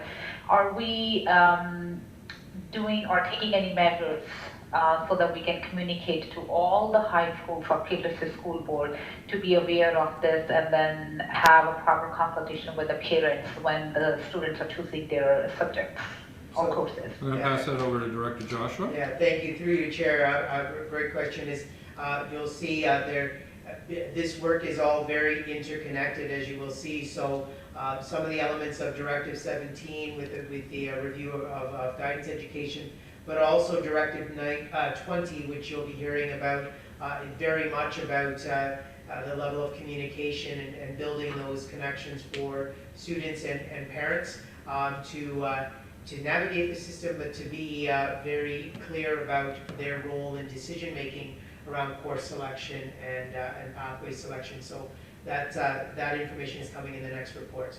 But in answer to your question, yes, that is very much the work ahead. Thank you, Director Joshua. Do you receive the report, Trustee Sohi? Yes, I do. Thank you. Trustee Andrews? Yes, I agree to receive the report. Thank you. Great, thank you. Trustee K. McDonald?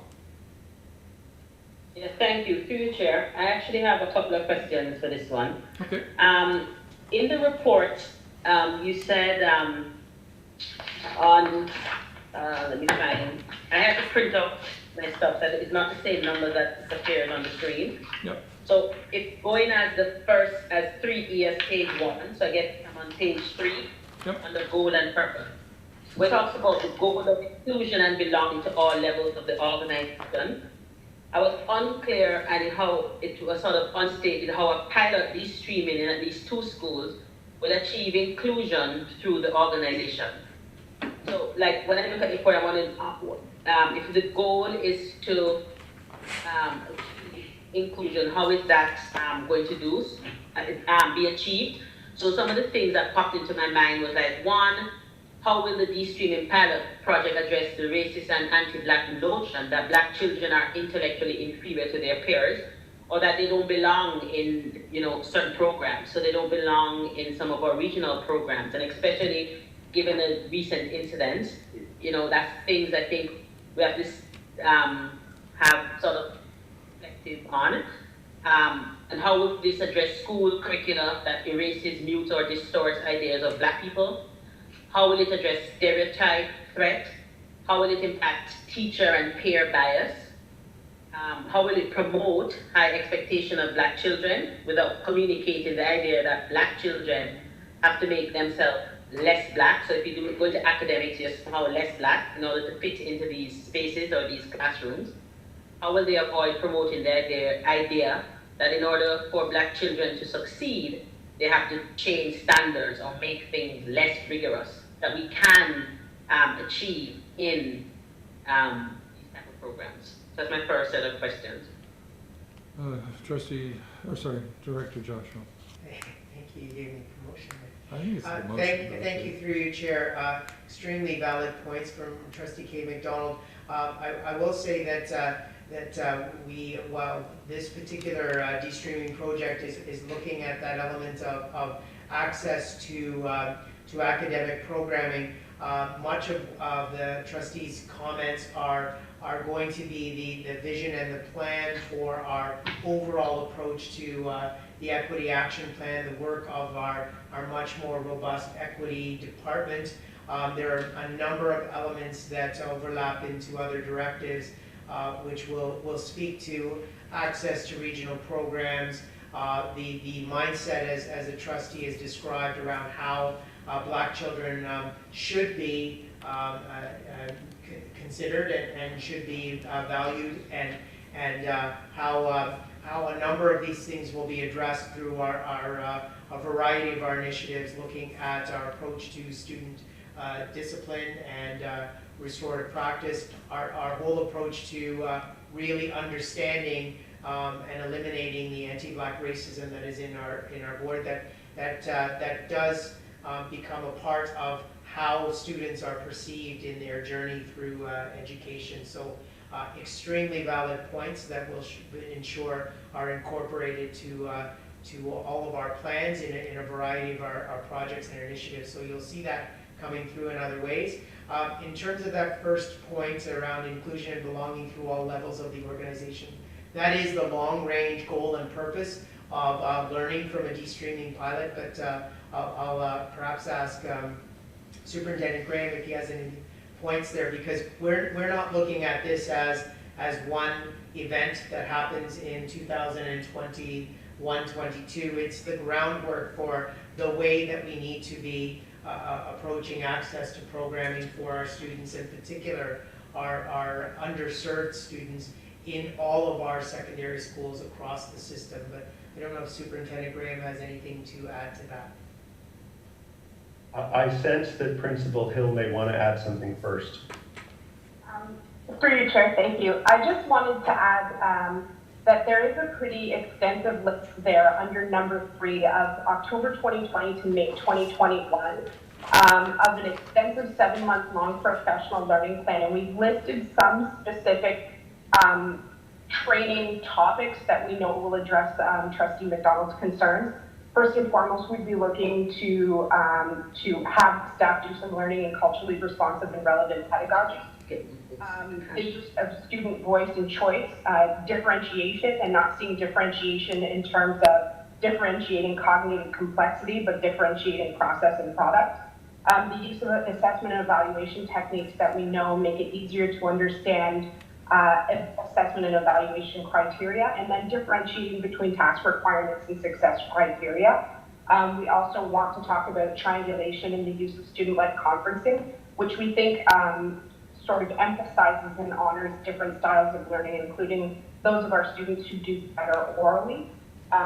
Strategies to better accommodate students with IEP identifications instead of asking all students to proceed and do the same products, using the principles of things like universal design for learning, the effective use and implementation of assistive technologies, better homeschool relationship and community strategies, and also diving in deeply with the Toronto District School Board to learn from their experience as to what worked to sort of disrupt what was happening. The other thing I do want to say to address your concerns is that we don't see this pilot project as something that we're going to do for a year or a few years. We see the pilot project as a beginning and something ideally and aspirationally that will spread to all of our secondary schools in Peel. We know that Ontario is one of the only jurisdictions in the world that starts streaming students into academic pathways as young as grade 9. And so we hope to be a leader across the province in helping at least our education system realize that that's not required, it's not necessary, and all students can succeed. And through you, Chair, if I could just add, just to be pedantic about this, for those of us who were around at the time back in the 90s when Ontario previously experimented with the de-streaming initiative right across the province, at the time it was different in that the courses were completely rewritten essentially as open level courses.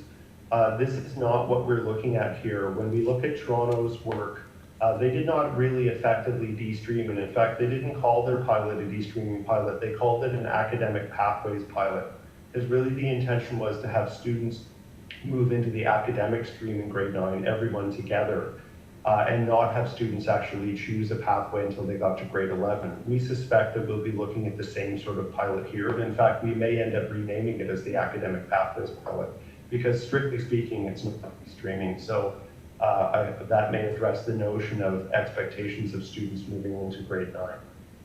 That's a good point. Thank you, Superintendent Graham and Director Joshua. And just to bring this back, and thank you for those points, to bring this back to Trustee McDonald's points and comments. This is about a recognition that our students, our black students, are very capable of succeeding at a very high level to the academic rigor that is in our academic programming. And this is what we need to ensure is very prevalent across our system. Thank you. Any more questions, Trustee McDonald? I do. On page 4, where it's mentioned through conversations with educators in the curriculum and special education department. So I'm looking at that, and I was just wondering if the people in the department who will be leading the work, if they have, if they understand and they can apply an integrative anti-racist ideology or frameworks. And like, do they have any experience practicing anti-racism?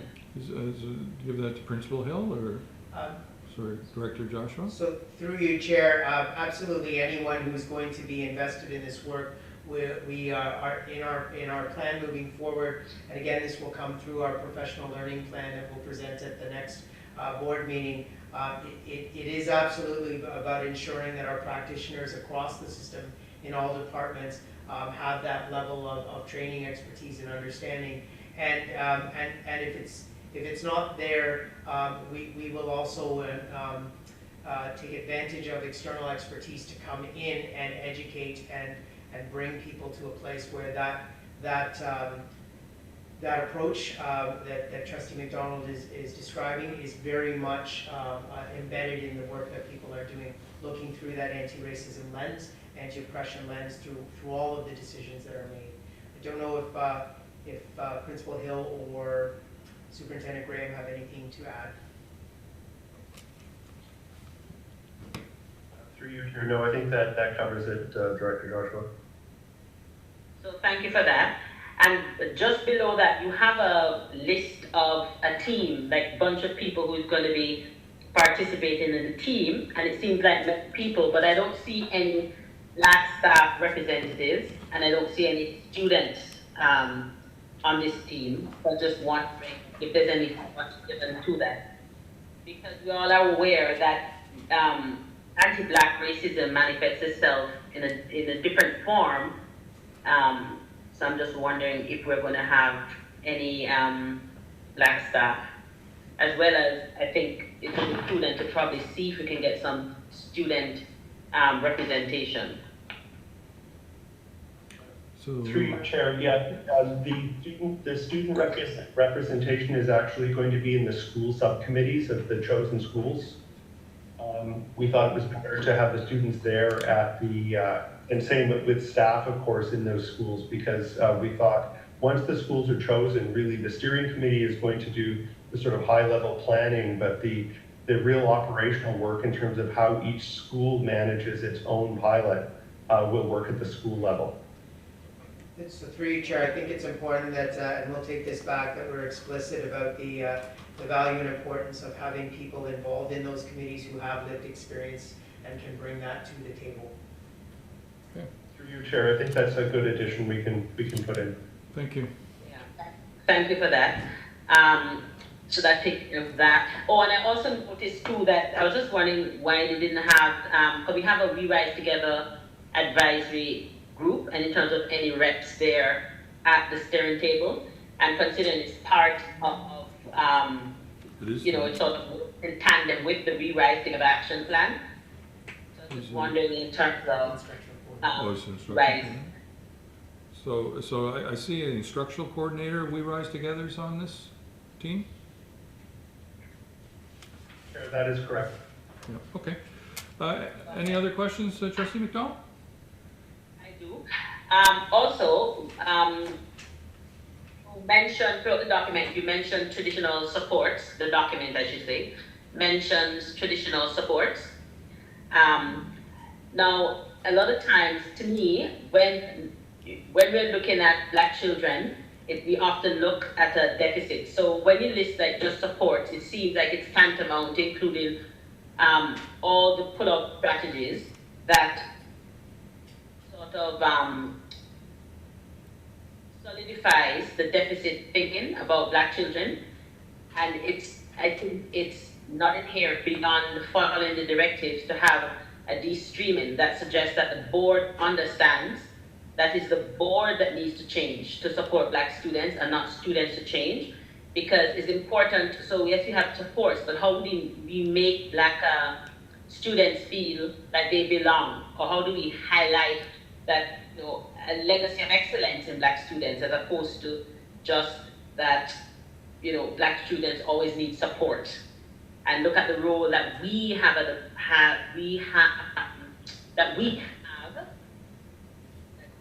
our contributions to our students sometimes believing or made to feel that they can't achieve themselves. So, you know, essentially what I'm saying is, in terms of just only support, looking at the board's role versus just it's a student's fault. Dr. Joshua? Yeah, thank you, through you, Chair. Thank you for the comment. If I could perhaps ask the group who's planning this, when you look under some of the bullets in number 3, that we'll look at language that speaks more. As we talk about culturally responsive and relevant pedagogy and student voice and choice, we do want to make sure that that's explicitly about changing what we're doing to ensure that student strengths and their capabilities, our Black students, are shining here, and that the opportunities that we need to change in the classroom environment is to allow that excellence to thrive. So if I can ask the group to just tweak the language so it doesn't appear to look like support being a deficit model, but really enhancing and exemplifying the assets that students bring to the classroom environment. Thank you. Through you, Chair, we'd be happy to do that. That's a great suggestion. Thank you. Any other comments, Trustee McDonald, questions? My last question is, you mentioned about seeking, well, the document mentions about seeking partnership with the TDSB.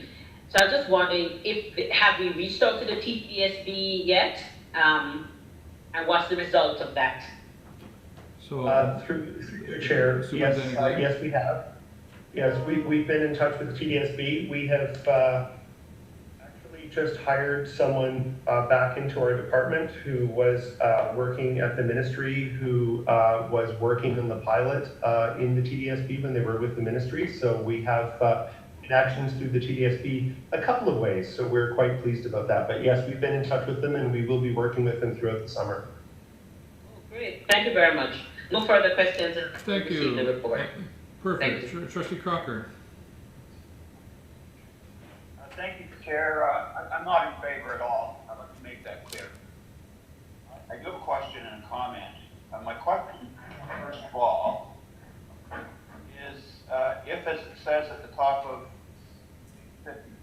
page 57 in the agenda, number 1 key consideration for the design and implementation of the Green Project is to design the streaming pilot project within the context of K-12 education. There's a lot of noise, Chair. Can you hear me? Because I'm hearing a lot of outside noise. Yeah, I'm just muting everyone there. We can hear you, Trustee Crocker. Thank you. So my question then is, if that number 1 consideration is to design the streaming pilot project within the context of K-12 education, why is it only OSSDF at the table? Why not invite the Elementary Teachers Federation and the Educational Resource Facilitated Group? So that's my question. My comment is this, and Superintendent Graham's referenced some of what I'm going to talk about here. He and I both lived through this cycle, and others have as well. We've gone through streaming and restreaming before. So I acknowledge that the project comes as a directive from the ministry, and we're bound to comply, but I don't support it. And I warn my trustee colleagues that the ideology which drives this directive is political, it's not educational. The 1990s, as Superintendent Graham referenced, it's part of a wider political agenda which pushed for centralized testing, UAO, four-year high school, an end to OAC, Mormon grade 13, and more, much of it aimed at saving money.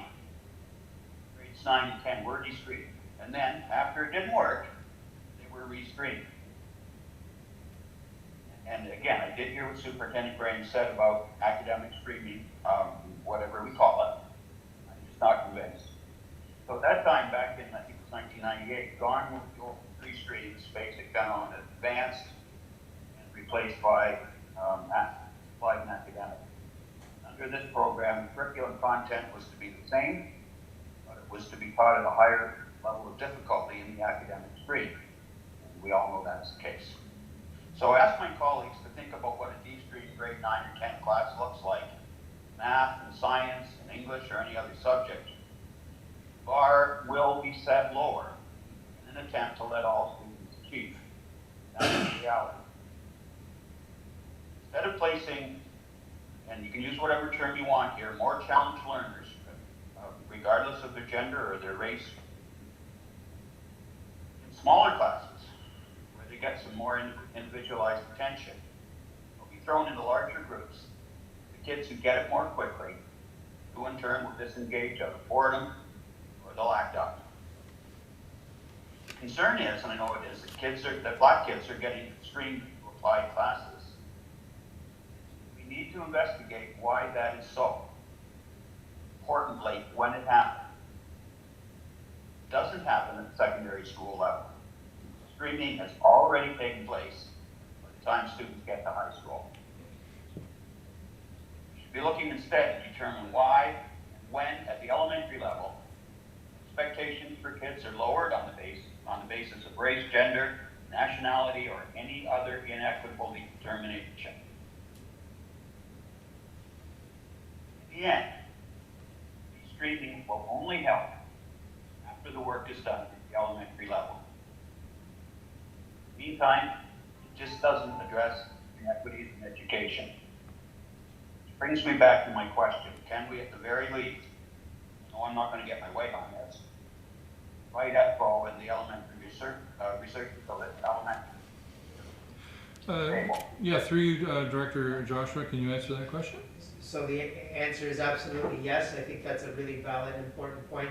And I will acknowledge Trustee Crocker's points that while perhaps this is a focus on grade 9 and 10 academic programming, a number of our other initiatives in response to the review, but certainly because this is the important work we must do, begins in elementary and looking at program choices and pathways and recognizing our students who we have, because of the way systems have been set up, we have underserved, that we do need to be looking, as Trustee Crocker has said, looking at the decisions that are made and the directions that we provide and the support we provide for students to make the right choices very much earlier in their careers. And while we talk about differentiation that happens in elementary school, there's certainly much to be said for ensuring that students feel that they are capable and have high expectations for themselves to be successful,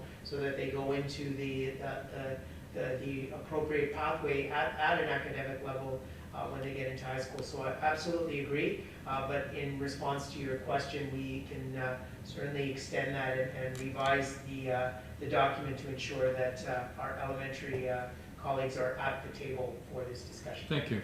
And the other union group Right. discussion. Trustee Crocker, you have any more comments? Yeah, just to affirm that that's the Educational Resource Facilitators Group. Yes. Yep. Those personnel would have a pretty good handle on what's actually happening on the ground in the classroom. They should be among the first to see, particularly in the earliest years, in kindergarten and the earliest years, and for kids in specialized programs, how the inequities are playing out in our system. Finally, Chair, I just want to point out to my colleagues, not that anybody said otherwise, but streaming was never the rule because it's easier to administer. De-streaming actually makes timetabling a whole lot easier, and it doesn't increase teacher workload. I guess that's about it, but color me unconvinced, Chair, and not in favor of this. Thank you, Trustee Crocker. Trustee Cameron. Thank you, Chair. So looking at the report and the recommendation as it's presented to us, the very first line does read, Directive 19 of the Ministry Review of the Peelschools states that the board shall design a secondary school de-streaming pilot project for grades 9 and 10 for the minister's approval. So with that as the backdrop and the direction, it's pretty clear that we have to do this for this group, and that doesn't mean we can't recommend additional grades at the elementary level as well. But this is the starting point, and it's pretty clear that we are responsible for designing what that will look like. So I appreciate Superintendent Graham and his team's effort to bring that before us so that we can take a look at how, in their mind, this should look moving forward. So I will say that I believe, from a professional and a personal standpoint, that this will create a need for additional supports in every classroom in order to help every student move forward successfully. And that I hope that either the ministry is willing to pay for those additional supports, or that we are willing to ask them for that, given that we're going to come up with this comprehensive plan, which will create some equality moving forward. But it won't be equal if we don't get extra help for students that may need it, perhaps at a more challenged level. I have no other comments or questions. Chair, and I do approve receipt. Thank you, Trustee Cameron. Trustee Lawton. Thank you. I would certainly agree with Trustee Crocker's comments as well as Trustee Cameron's comments. And I'm very glad to hear that we can include our elementary panel in this plan going forward. I do approve receipt of the report. Thank you. Thank you. Trustee Benjamin. Through you, Chair, I would like to thank Superintendent Graham and his team for all the work that they have done. And I also agree with what Trustee Crocker and Trustee Cameron said, but we have the directives, we have to do the work. And I believe that the lessons learned from what we are doing now will help us to do it better later on. And, excuse me.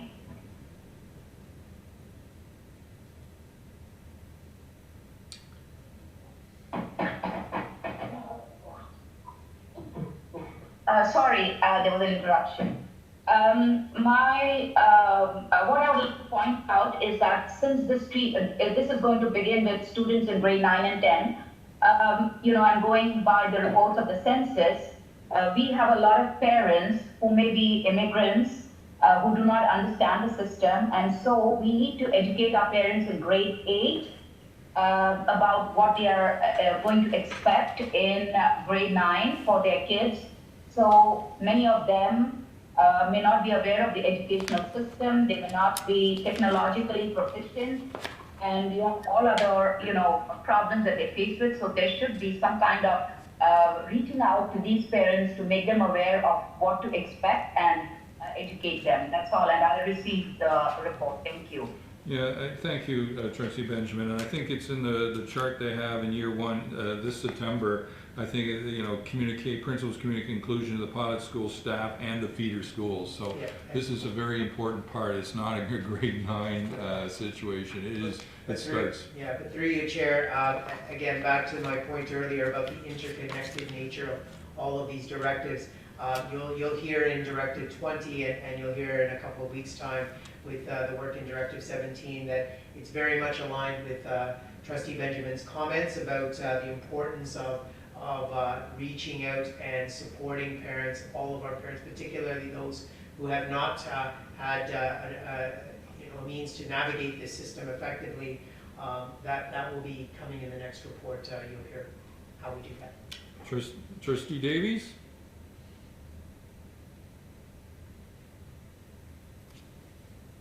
Trustee Davies? Myself off mute there. Yes, good report, well written, but I really have to side with Trustee Crocker on this one. I've sort of lived some of this stuff myself, and absolutely agree with everything you said. So I know it won't matter, but I will side with Robert Bracker on this. So thank you. Okay, Trustee Green? Thank you, Mr. Chair. Trustee Crawford made some good remarks, but a start is a start. This is directive, and we have to follow it. Because I believe if we're going to make any great impact, we need to start at the elementary level.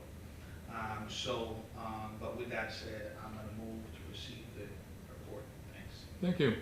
Yeah, and I also move receipt. This is a pilot process, and I think it's very important that all pilots are a learning process to identify where we can do better and how we can do better as we move through the the years of its process. And we have a lot of great reporting in there after the first term and then after the first year to see what we've done right and see what challenges we ran into, and then focus on making it better each year.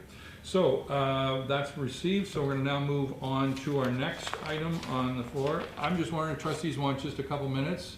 I know it's very hot in here. I was just going to go fill up with some water. So can you just give me 2 minutes? We'll just have a quick recess. Is that all right? Okay.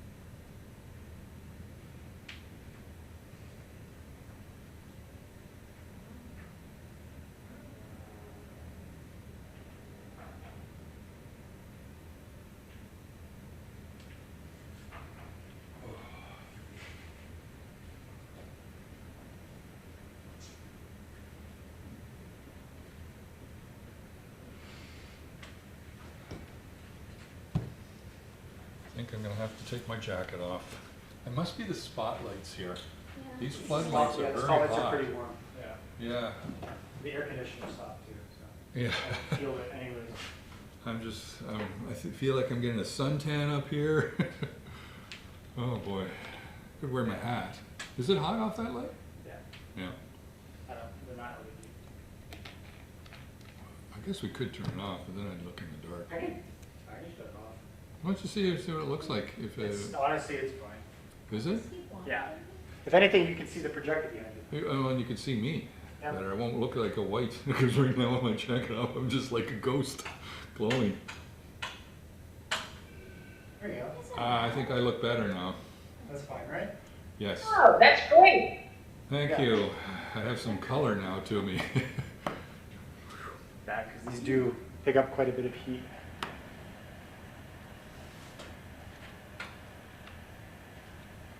There you go. So we're just waiting for the director to return, and then we'll start again. And we'll go on to 3F. 3F. Directive 20. Yeah.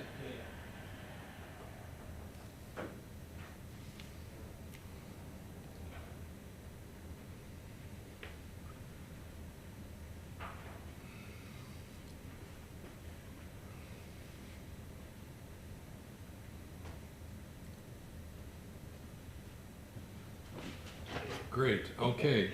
We'll get started. So we're going to put on the floor 3F, Directive 20. Trustee Cameron, do you put it on the floor?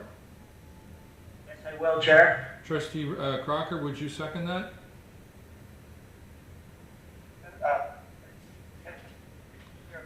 Thank you. And Director Joshua, you want to introduce the Directive 20? Thank you, through you, Chair. I won't say very much. I just want to honor the work of our next committee, and I will ask Director of Communications, Carla Pereira, to speak to this communications plan. And again, this is a starting point for a much more intensive approach to consultation and support for community. And does speak to a number of the areas that our trustees have brought up over the course of this evening. So we thank you very much for your comments and suggestions around how to continue to improve the connection to our parents and families and students as they partner together to ensure that they are the decision makers when we're talking about selection of courses and pathways, that while we provide guidance and some access, parents are certainly with their students the decision makers in this process. So I'll turn things over to Director Pereira to introduce this report. Thanks. Thank you, Director Joshua. Through you, Chair. Can you hear me? Yes, we can. Yes, we can. Thank you. Okay, so what you have before you this evening is a communications plan, which is specifically what the ministry has asked us to create and develop and implement in Directive 20. Specifically, they've asked us to develop a communications plan which has a very specific structure. When you're talking about communication planning and theory, it has a very specific structure that goes through research, strategy, goals, objectives, tactics, evaluation. So that's all included in the plan that you have before you.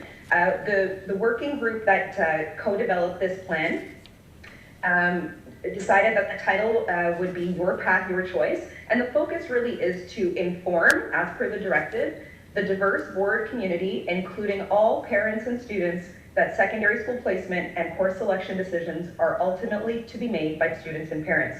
And so the group took the directive, which is a little bit vague because it doesn't tell us specifically which secondary programs we are supposed to be addressing, but we've included the following: locally applied academic, English as a second language, English literacy development, regional learning choices programs, and special education programs.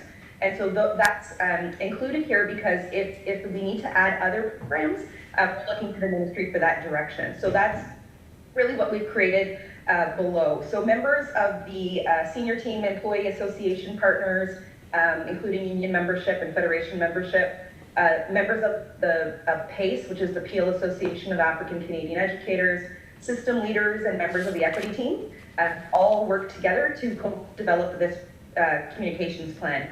And there is a lot of work to be done in terms of starting with consultation and rolling it right out to implementation in the fall. So it's the timelines, as you would have noted, are pretty swift. There's some really significant and timelines coming up very quickly. So we need to initiate this work in the month of June. What you have in front of you again are the goals, and the goals are specifically tied to what the director has asked us to do, which is to build broad general awareness amongst all students, parents, and guardians. We've added staff here because we need to make sure that our internal audiences are on the same page of that ultimate decision-making power that students and families have. We want them to feel empowered to make those decisions. And through this process, we're also going to be targeting and focusing aspects of the campaign for students in grades 5 to 12. Because again, this is specifically about secondary pathway program choices and course selection in secondary. So we understand from previous research that we would have done around high school that parents and families, families and students start thinking about high school as early as grade 5. Now, there may be some outliers that start thinking a little bit before that, but the majority fall into that grade 5 demographic. So the objectives that you see before you, I'm going to go through them all. The first few, again, are based on reaching students and families of students in grades 5 to 12. At this point, we know from the review that many students and families are unaware that they have that ultimate decision-making power. But what we're hoping to do through our research is to establish that baseline, like what is the percentage of students who are unaware, and then we would be able to set an objective of how much work there is to do. So if 50% of students know that they do, then we have 50% of work to do to get us to 100. That's the ultimate goal, is to make sure that all of our students and families know. So that's, when we get to the research section, you'll see some of that there. Some of the objectives included here are specific to our educators, including our guidance counselors. So there is some overlap, a significant overlap between this particular directive and Directive 17, which is specific to guidance counselors, which is Superintendent Edwards' area. So we will be working closely with his team. They were also engaged in the development of this particular communication plan. What you'll also see under this, in this section, are some goals that we have in terms of very specific communication planning goals, and those are specifically tied to webpage visits and social media engagement. Again, that's typical for a communications plan. So that's in there for you to take a look at. We've identified internal target audiences and external target audiences. Taking the feedback that we heard earlier from Trustee Sohi, not in the copy that you have before you, but I've already updated it to reflect all employee resource groups, so including SEBA and MHOPE and Pride, etc. So I've already updated that. That'll be updated in the version that's going to the Minister of Education. And we'll also, when we get to a different section, we'll address Trustee McDonald's suggestions around the Tamil Association and the Nigerian Association, those two local community partners. But you'll see that under external, we do have local community partners listed, and that group is extensive and can be found further along in the document, and we'll get to that point in a second. So in terms of research, again, research is a component of communication planning. We already know that students and families are unaware of their decision making, that they are the ultimate decision makers. But we will go back to some of the research that affirms some of that for us, and that will help guide the creation of our key messages, which I'll talk about in a second. But in addition to that, you'll recall earlier that I mentioned that we would do some pre-survey to determine at what level of awareness parents and families and staff currently sit. So that's some of what we will do during the consultation stage and the research stage. But what we will also do is seek their advice and input on how to best reach our key audiences, and also find out from them what types of messages, like what is the information that they're missing and what do they need to know. And when we create the materials and create the key messages, we'll have all of that to work from. You'll see in the bulleted section, all of the focus groups and interviews and surveying that we'll be doing with all of our internal and external audiences that we named earlier. We haven't determined yet whether we will be able to do focus groups or interviews, but we will be working very closely with the Chief Research Officer and her team in Research and Accountability to conduct this research. Understanding that they are the internal experts when it comes to research, and we would promote the opportunities and get the message out, but really these should be driven by them and external consultants if those folks will be brought on to help us. In here as well, we'll add all employee groups. So right now it currently says PACE, PINE, and ME, but again, per Trustee Sohi's recommendation, we will be expanding that to all employee groups. Going on to the next section. Oh, and sorry, before we do that, all the consultation in this plan needs to happen in the months of June and July. And the reason for that is because we would be taking the month of August to develop all of the messaging that we'll be using and testing the messaging back with the original group to make sure that it resonates and it makes sense and it's the right messaging for the system. For the purposes of this particular communications plan, we wanted to give the ministry the idea that we have some idea of what we're going to hear back already. And you'll see 3 key messages before you around messaging for parents and guardians that reinforce this notion. And what key messages are in communication plans are messages that are repeated often enough in all of the materials and all of the tools and mechanisms that we have to share our messaging so that they resonate and they're heard and that generous awareness is built. So that's what you see before you there. One of the key comments from the group that co-developed this particular plan was that we need to ensure that educators, guidance counselors, and other staff that are offering pathway and course selection advice understand that they are not to be the final decision makers, and they also need to be told what happens from an accountability perspective if they don't do what they've been asked to do, which is not make final decisions for students and families. And so that will certainly be communicated in the messaging as well. And again, we'll go back to the original group that worked on this communication plan as well to develop those key messages. We will not be doing that in isolation in communications. The next section is strategy and tactics. I'm not going to go through all of them. I hope you've had a chance to go through all of them, but the timeline for them is the right column, and the tactic and tool, and those are communications words, they're PR words. Those are all laid out for you. It's a very extensive campaign, but it needs to be, because it needs to be comprehensive enough that we're reaching all of the families and students in Peel. We'll also be, in collaboration with the Equity Office and the Superintendent of Equity once they're in place, as well as curriculum and instruction, the community outreach workers. So we do know that we need to reach out to a lot of our local partners, and we will be accessing the support of the community outreach worker, but we will also, reach out to other members of PACE and others who have some expertise and connections and relationships in this particular area. There are others listed here, like the union's board advisory committees, including the Parent Involvement Committee and CIAC and others. Those are all here, and of course you're also on the list as the trustees. So below this, there are different tactics and strategies that we will use for parents and guardians, for students, because you don't communicate necessarily in the same way to those two groups, using the same mechanisms. There's more of a social media push for students and direct Gmail communication to our students that we will be doing and undertaking. Students would be a separate audience than educators, including guidance counselors in section 3 on the next page. Educators, guidance counselors, settlement workers, and our settlement workers in our welcome centers also play a key role here in terms of advocating for program placement and course selection, in terms of advocating for students and families, but they also are called upon frequently for advice. And so we want to make sure that they understand that they're not the ultimate decision maker. And of course, principals and vice principals in this particular group. So a lot of internal communication pieces here. Everything needs to be finalized towards the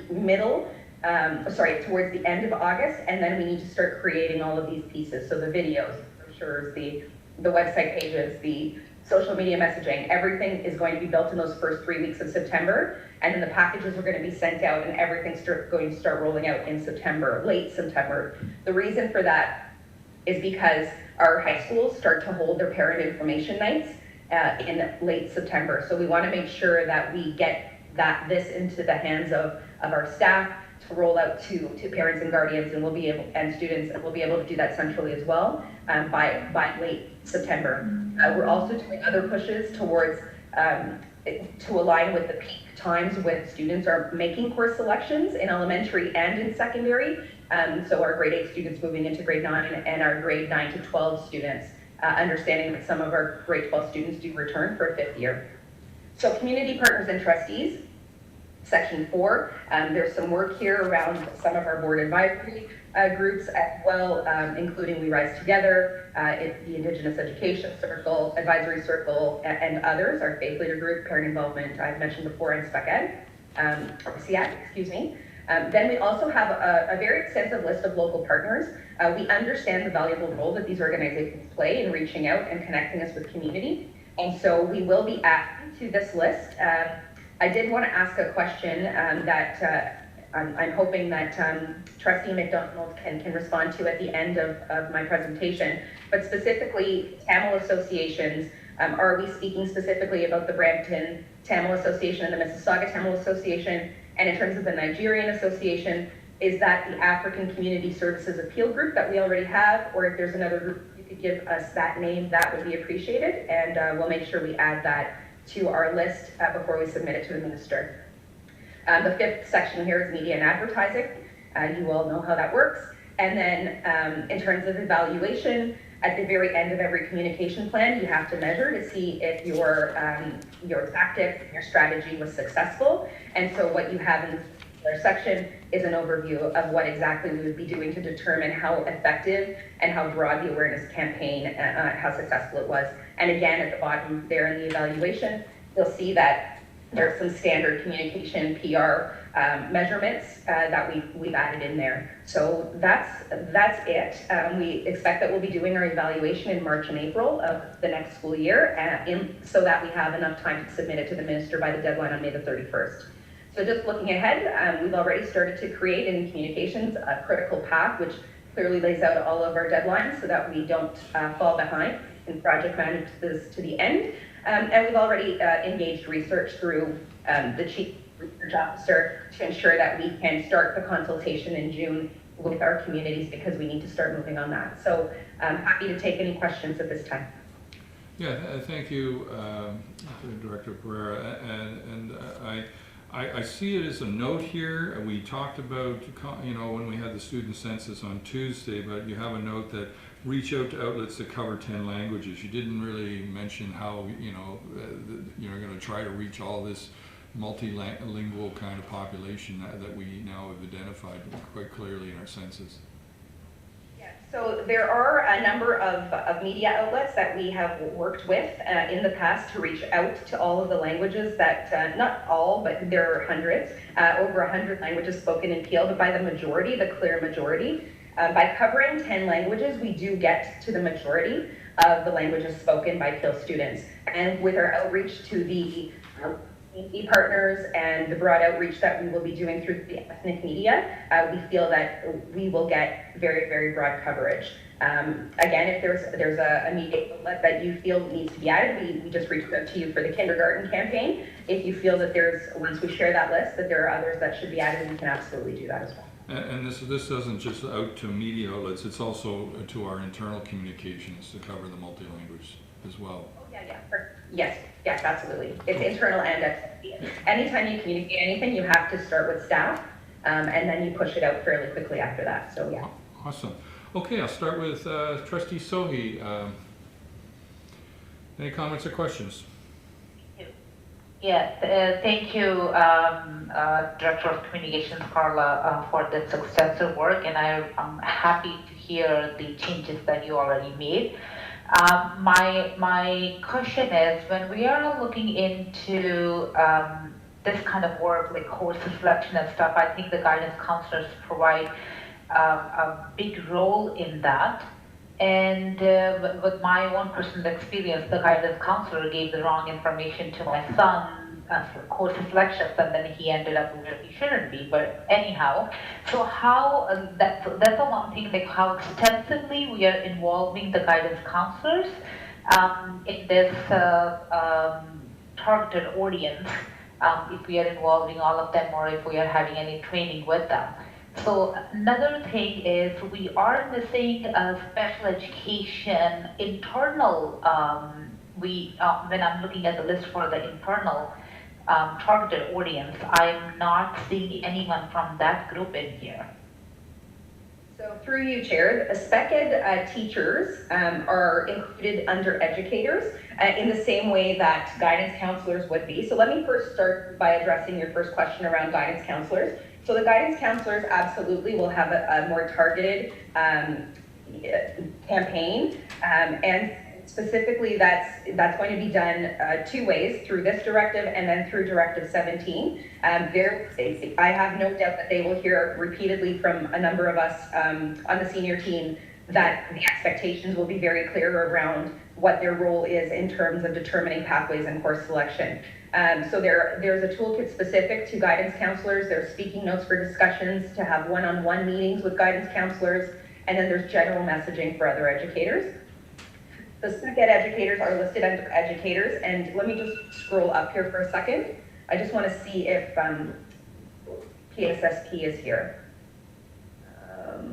They don't, to my knowledge, they don't play as big a role, the PSSP staff, the professional support services staff, in helping to identify pathways, but I can certainly take that back and connect with Lieutenant Moynihan to understand their role more clearly, and if that's necessary, I will add them here, if that's okay. Thank you. And when I'm looking at external list, you said that you will be adding SEBA group on internal list and Salvation Community Advisory, but I don't think that we have Salvation Community Advisory group. Do we have, or we are planning to create one? Like how we are involving the Salvation community, which is literally the 50% of the board.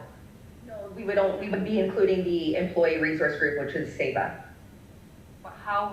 Who we are involving in external to they're underneath. So those community partners, those local communities, let me just go to the bottom where it says local community partners it's a list of Peel's Black, Indigenous, South Asian, and Muslim communities, and this would parallel the list of local community partners that was also included in the anti-racism policy consultation. It's the same group. So if again, Trustee Sohi, there's a group missing here. Punjabi Community Health Services is there as an example. South Asian Welcome Center, Newcomer Center of Peel, and there are others. If you feel that there are some that are missing, please let me know. And through you, Chair, this is another example, sorry to interrupt, another example where we will want to put a qualifying statement in that this is... It's there. Oh, it is there. So these are the kinds of statements we want to make sure that this is a list based on the information we know now, but certainly as community organizations arise, that we would want to include them. And as we discover there are groups that we aren't aware of, we'll make sure that they're involved. Great. Any other That's questions? in the app. I think it is really important to you, Chair, that we have Salvation Community Advisory Group, which is specifically that board is consulting when we are talking about equity and we are talking about how we can engage the community, because I understand we are talking about the PCHS and other, but they are the mental health targeted community organization and Punjabi Community Health Services. They have a different missions, but on this, we need some parents and some key stakeholders from the Salvation community who are working in education and how we can improve the communication within the community. Because if we are looking at like the parents are involved, mind that we have only 18% of our students born in Canada. So a lot of people are not gone through the education system and they don't understand. So I don't think our guidance counselors have that kind of a time that they will sit with every parent and every student to explain that what the challenges and communicating to the parents and bridging that gap. I think we really need an advisory group that can guide us through that how we can reach to a bigger targeted audience in here and address those concerns of parents. Yeah, and I'll just pass it to you, Director. And I said earlier today in our meeting that absolutely he's creating other groups. So I'll pass it over to you. Thank you through you, Chair. I think Chair McDonald did capture that. So that is the intent. If we look at this whole approach as going far beyond just a checklist of directives, there are some valuable points that we do want to make sure that we're covering in terms of that strong and deep connection to our community. So as I said, I will begin with the Black Community Advisory, but our plan moving forward will be to have that level of advisory with our other diverse groups, and certainly as Trustee Sohi has mentioned, this is a large population in our community, and they should have voice, and we should be relying on them for that counsel. This is also going to be very much a part of the approach from our equity office when we look at the concept of community outreach. That out of that will develop some viable advisory councils who will be connected, and we will connect with regularly for their advice and support for the various initiatives that we put in place. And I believe, I can't remember which directive, but we're also having an external person review our structures and then realign our structures in equity too, right? So that's an overall review, and that's Directive 23 of Director's Office, but also we've relied upon that group to do an extensive analysis of what equity can look like in some of our other departments. So yeah, we look forward to their insights. Great, thank you. Do you receive this report, Trustee Sohi? Thank you, Dr. Joshua. And as Trustee Crawford previously mentioned, that there is a lot of work that is being done in grades in middle school when we are looking at the course selection and stuff. So another suggestion is like if we can have more involvement of guidance counselors with the parents during that years of the education of these students. And I do thank you for everything, and I too accept the receipt of this. Thank you, Trustee Sohi. Trustee Andrews. Yes, I accept receipt of this report. Yeah, Trustee K. McDonald. Thank you. I have a couple of comments. Okay. And this is with regards to, and sorry, before I even start, I will connect with you, Director Pereira, and give you the contacts that I have.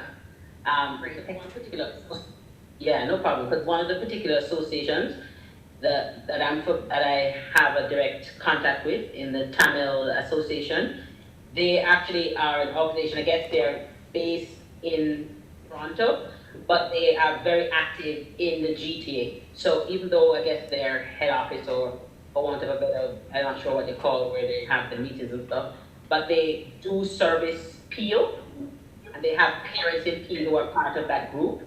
So that, Yeah, I'm thinking it might be the Canadian Chamber of Tamils, but whoever they are, if you could pass that along, that would be wonderful. Thanks, Trustee McDonald, that's great. Yeah, no problem. And so, you know, I just think, for example, how important the messaging is for guidance counselors, because on hearing, for example, some of my other colleagues' concerns with the previous directive, with Directive 16, I think it's important that we get the messaging right, because first of all, again, you know, we have to be important that we sort of guard against deficit thinking, because there are a lot of kids who are in applied courses that shouldn't be there. So in the first place, I think it's a win-win for all, because if you, and again, I can say from personal experience, where if you have a kid that is total, they talk too much or they're being disruptive, but they get in the right program, they get into a gifted program that engages them, then suddenly when you have a teacher, oh, does your child talk too much? What are you talking about? But there's a difference when you're engaging students also. So some of the kids that we think may be disruptive, they may be disruptive because they were in applied courses and they were so bored, so they were being disruptive. And I think that we will have kids that would need supports, but I don't think that's going to be the bulk of all the kids now that were previously in applied are going to need supports, special supports. And I think we have to make sure we sort of stay politically neutral, because whichever political party or stripes you wear, I think it's prudent for any Minister of Education to ensure that all students under his care get the education that they're legally entitled to. So I think that I'm going to assume positive intentions, and that's the intention. I don't think it's a money grab or a cash grab. I think it's doing what it is for all students. I also think of a webinar I was on last week when the principals were going into a school in the TDSB where athletes were predominantly 9% black students, and they had a requirement of 50% to join the team. And she went in there and said, why is requirement so low? And she raised it to 65%, and people were up in arms saying the kids won't be able to pass it. And she said, I will have the conversation with the kids since nobody wants to talk to the kids about it. And she didn't have to have any conversation with any kids because they all met the 65% threshold. So I think it is very important to set high expectations for our students, and they will surprise us, you know, and rise to expectation. If we have low standards, they will some of them wouldn't be able to stay at those low standards and become like a self-fulfilling prophecy. So we need to raise our kids up, empower our kids, and let them be the best that they can be. So I think it's very important for that. So I think the messaging part to guidance counselors is very, very important. I think I'm happy that Director Pereira, that you mentioned about the elementary students, because in last Directive 2, I was going to comment on that, because streaming actually takes place way before they get into the secondary schools. So I have a question actually I'll ask at the end of the meeting with regards to this. But I'd like to thank you, Director Pereira, for your report. And for your, please convey my thanks to your team. Thank you. Okay, Director Joshua? Thank you. Just want to add on to Trustee McDonald's comments about the concept of high expectations. Often in education, we talk about growth mindset, and you'll see in the report coming forward next time around our review and support for how we approach guidance. It really is about that growth mindset. And ensuring when we say high expectations, it's about students having high expectations of themselves. And that example is a great example where when you set the expectations, students will rise to that because they're very capable. And so that's what this is all about, ensuring that everyone has a growth mindset for the students and they have that growth mindset for themselves. So I thank you for the comment. Thank you too. I appreciate that, because it's very important that you're going through these directives to keep that in the forefront of everything we do. That we have to have high expectations for each and every student. Thank you. Thank you, and you will receive the report, right? I will. Thank you. Thank you. Trustee Crocker? In agreement, no comment, thanks. Thank you, Trustee Cameron. Yes, I agree, and I accept the report. Thank you, Trustee Lawton. Thank you, I accept the report, I have no comments. Okay, Trustee Benjamin. Yes, thank you very much. I accept the report and I have no questions. Trustee Davies. Questions, accept the report, thank you. Trustee Green. Accept, and Trustee McDonald, we've passed that receipt of that motion, or sorry, that report, Directive 20. Now we're going to move on to Directive 24, 3G. As confirmation that an external expert is retained to undertake a comprehensive employment systems review, ESR. So I'm going to pass that over to Director Joshua to introduce it and then pass it on from there.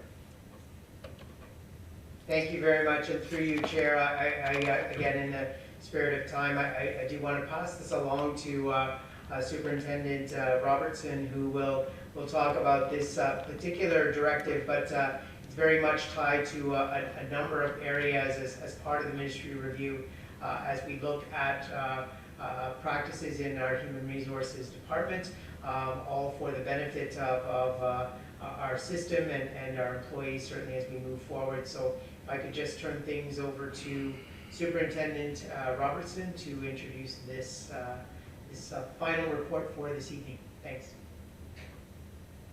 And thank you, Director, and thank you, Chair. I'm going to provide a relatively short update report that really is at the preliminary stages of this large project, an employment system review, or ESR. An employment system review consists of an analysis of the policies, procedures, and structures that exist in an organization with regard to employment and promotion, an analysis of how some groups may benefit from those structures and others may be disadvantaged, and then provides a consideration of the barriers that exist and provides some remediation strategies and remediation remedies that would address the barriers, as well as some metrics and timelines for that an organization can use to improve. And so we're really looking forward to this initiative. The board has taken through a process from Human Resources upon receiving the report in March to review what the deliverables would be in terms of seeking out an external consultant expert in this regard, and through the month of April put together a business case to fund this project, as well as to identify what the deliverables would be, and then to apply that to the procurement process, which would be a request for services, recognizing that the province is currently in a process of centralizing all procurements, and there is an interim set of rules that are in place for that, and so those rules were applied. So the actual RFS was posted on March 15th. There's a requirement for the posting to exist for 15 days and bids to come in, and the procurement closed today, and tomorrow there is a team that we've established of evaluators that will be doing individual as well as consensus evaluation with an eye to making a determination of the successful bid, and we will be looking to honor the contract to a particular vendor so that the first deadline for the ministry in terms of making the confirmation that the expert has been retained is met. And so this will mean, in terms of going forward, there is a team that's been established, a consultative team that consists of a number of different employees, union representation, some representation at this time from PACE, and looking for representation from other ERGs. We will be looking to have a preliminary meeting that would occur in June once the vendor is in place and is ready to move forward. That we would then be looking to work with the consultative group, and the board's required to determine and make a declaration that a committee is in place by the end of September, so we should be well ahead of that deadline come September. Then the next steps would be determining the plan going forward in terms of the workflow of the whole process of identifying the policies, procedures, and structures, doing interviews of staff, relevant staff, and actually starting to work towards findings and a report with an interim report that would be delivered by the end of January, with a final report to be prepared and ready for the end of June, as well as updates at 6-month intervals after that period.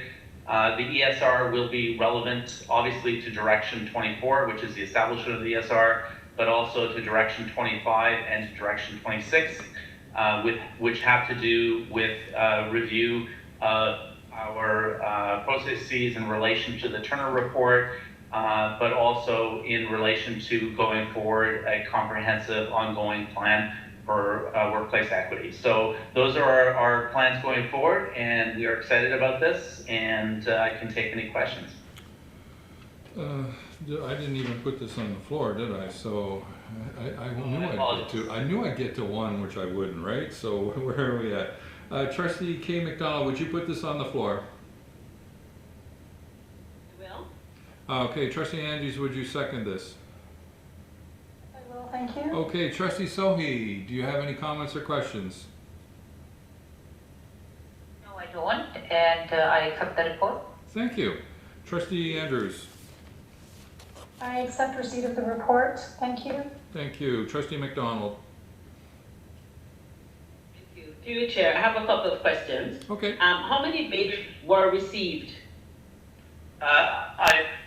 Through you, Chair, I will defer to Controller Sung on the question. I will say my belief is this is an active tender at this time, and that it would be inappropriate for me to be providing any information whatsoever about an active tender. The whole process of evaluation hasn't occurred at this point, but I will defer to Controller Sung. You, Chair. It's inappropriate. No, that's okay. If it's inappropriate, then that's okay. Don't have to answer the question. Because why I asked is that a number of people have reached out to me today, but I was kind of very busy, that they are unable to, they were unable to bid on the process, and it wasn't. I'm just wondering where was this posted? Because again, it was, I was told they went to Murex and they went to Bidingo and they didn't see it posted. So I'm just wondering, where was this posted? So once again, Chair, I'll defer to Controller Chung with regard to the process for procurement. You, Chair McDonald, is my audio okay? Yes, it's perfect, thank you. I can hear you clearly. I just want to comment on that. There was no intention in this request for service to exclude any particular firms, but what we are simply following right now is the interim broader public sector measures that were issued by the Ministry of Government and Consumer Services. Approximately 1 year ago, they were issued, I believe, in March 2019.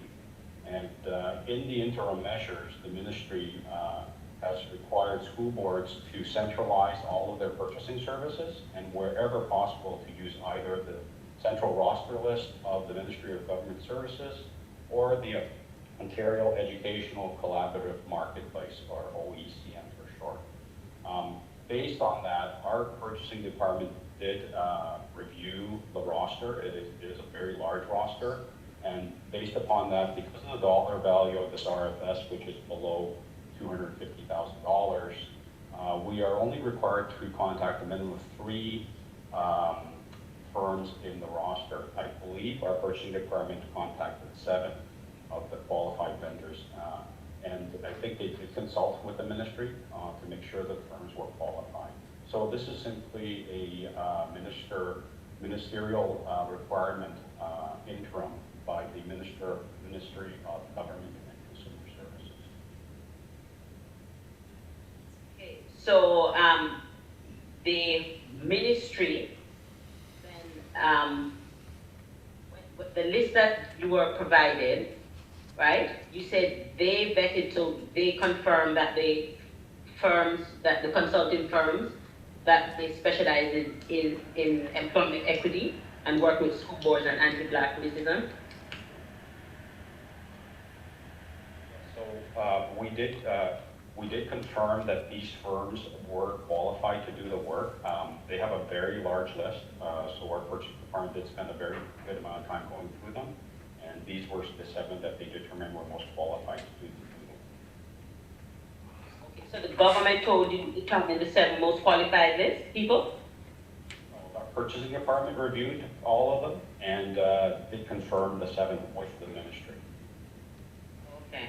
And you have determined that the work that you're bidding for is going to be over this $250,000 threshold. That's why you had to go. That would be under 200. Any bids under 250,000, we only actually are required to contact a minimum of 3. So we did contact actually 7 qualified vendors on the list. Okay. And there's one particular person that told by the board is on the government list, but they're unable to see the bidding. That's because you chose the 7 people. The purchasing department, sorry, chose the 7 people. That would be correct. I think.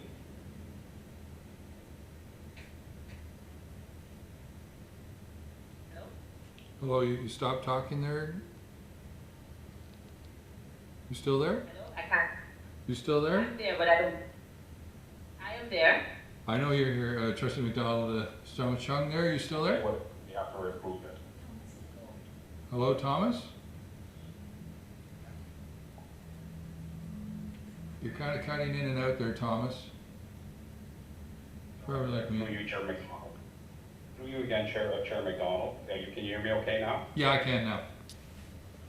Okay, so if we were not to follow this roster, we would be required to submit a procurement rationale form to the Ministry of Government Services 45 days before when we want to do that, and they would have to approve it. Okay. And just out of curiosity too, so then but you said the people on the list specialize in workplace equity.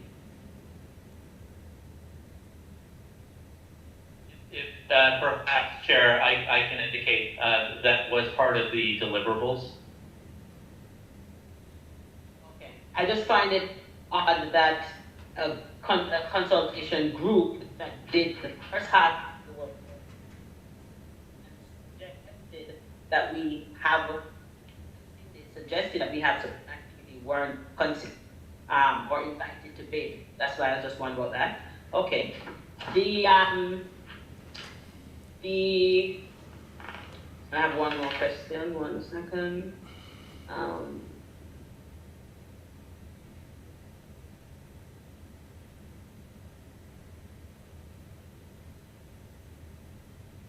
Okay, and is there a limit on a bid that you do not have to go to the government for every single bid? Every RFP that is put out by boards, we have to go through from this government list?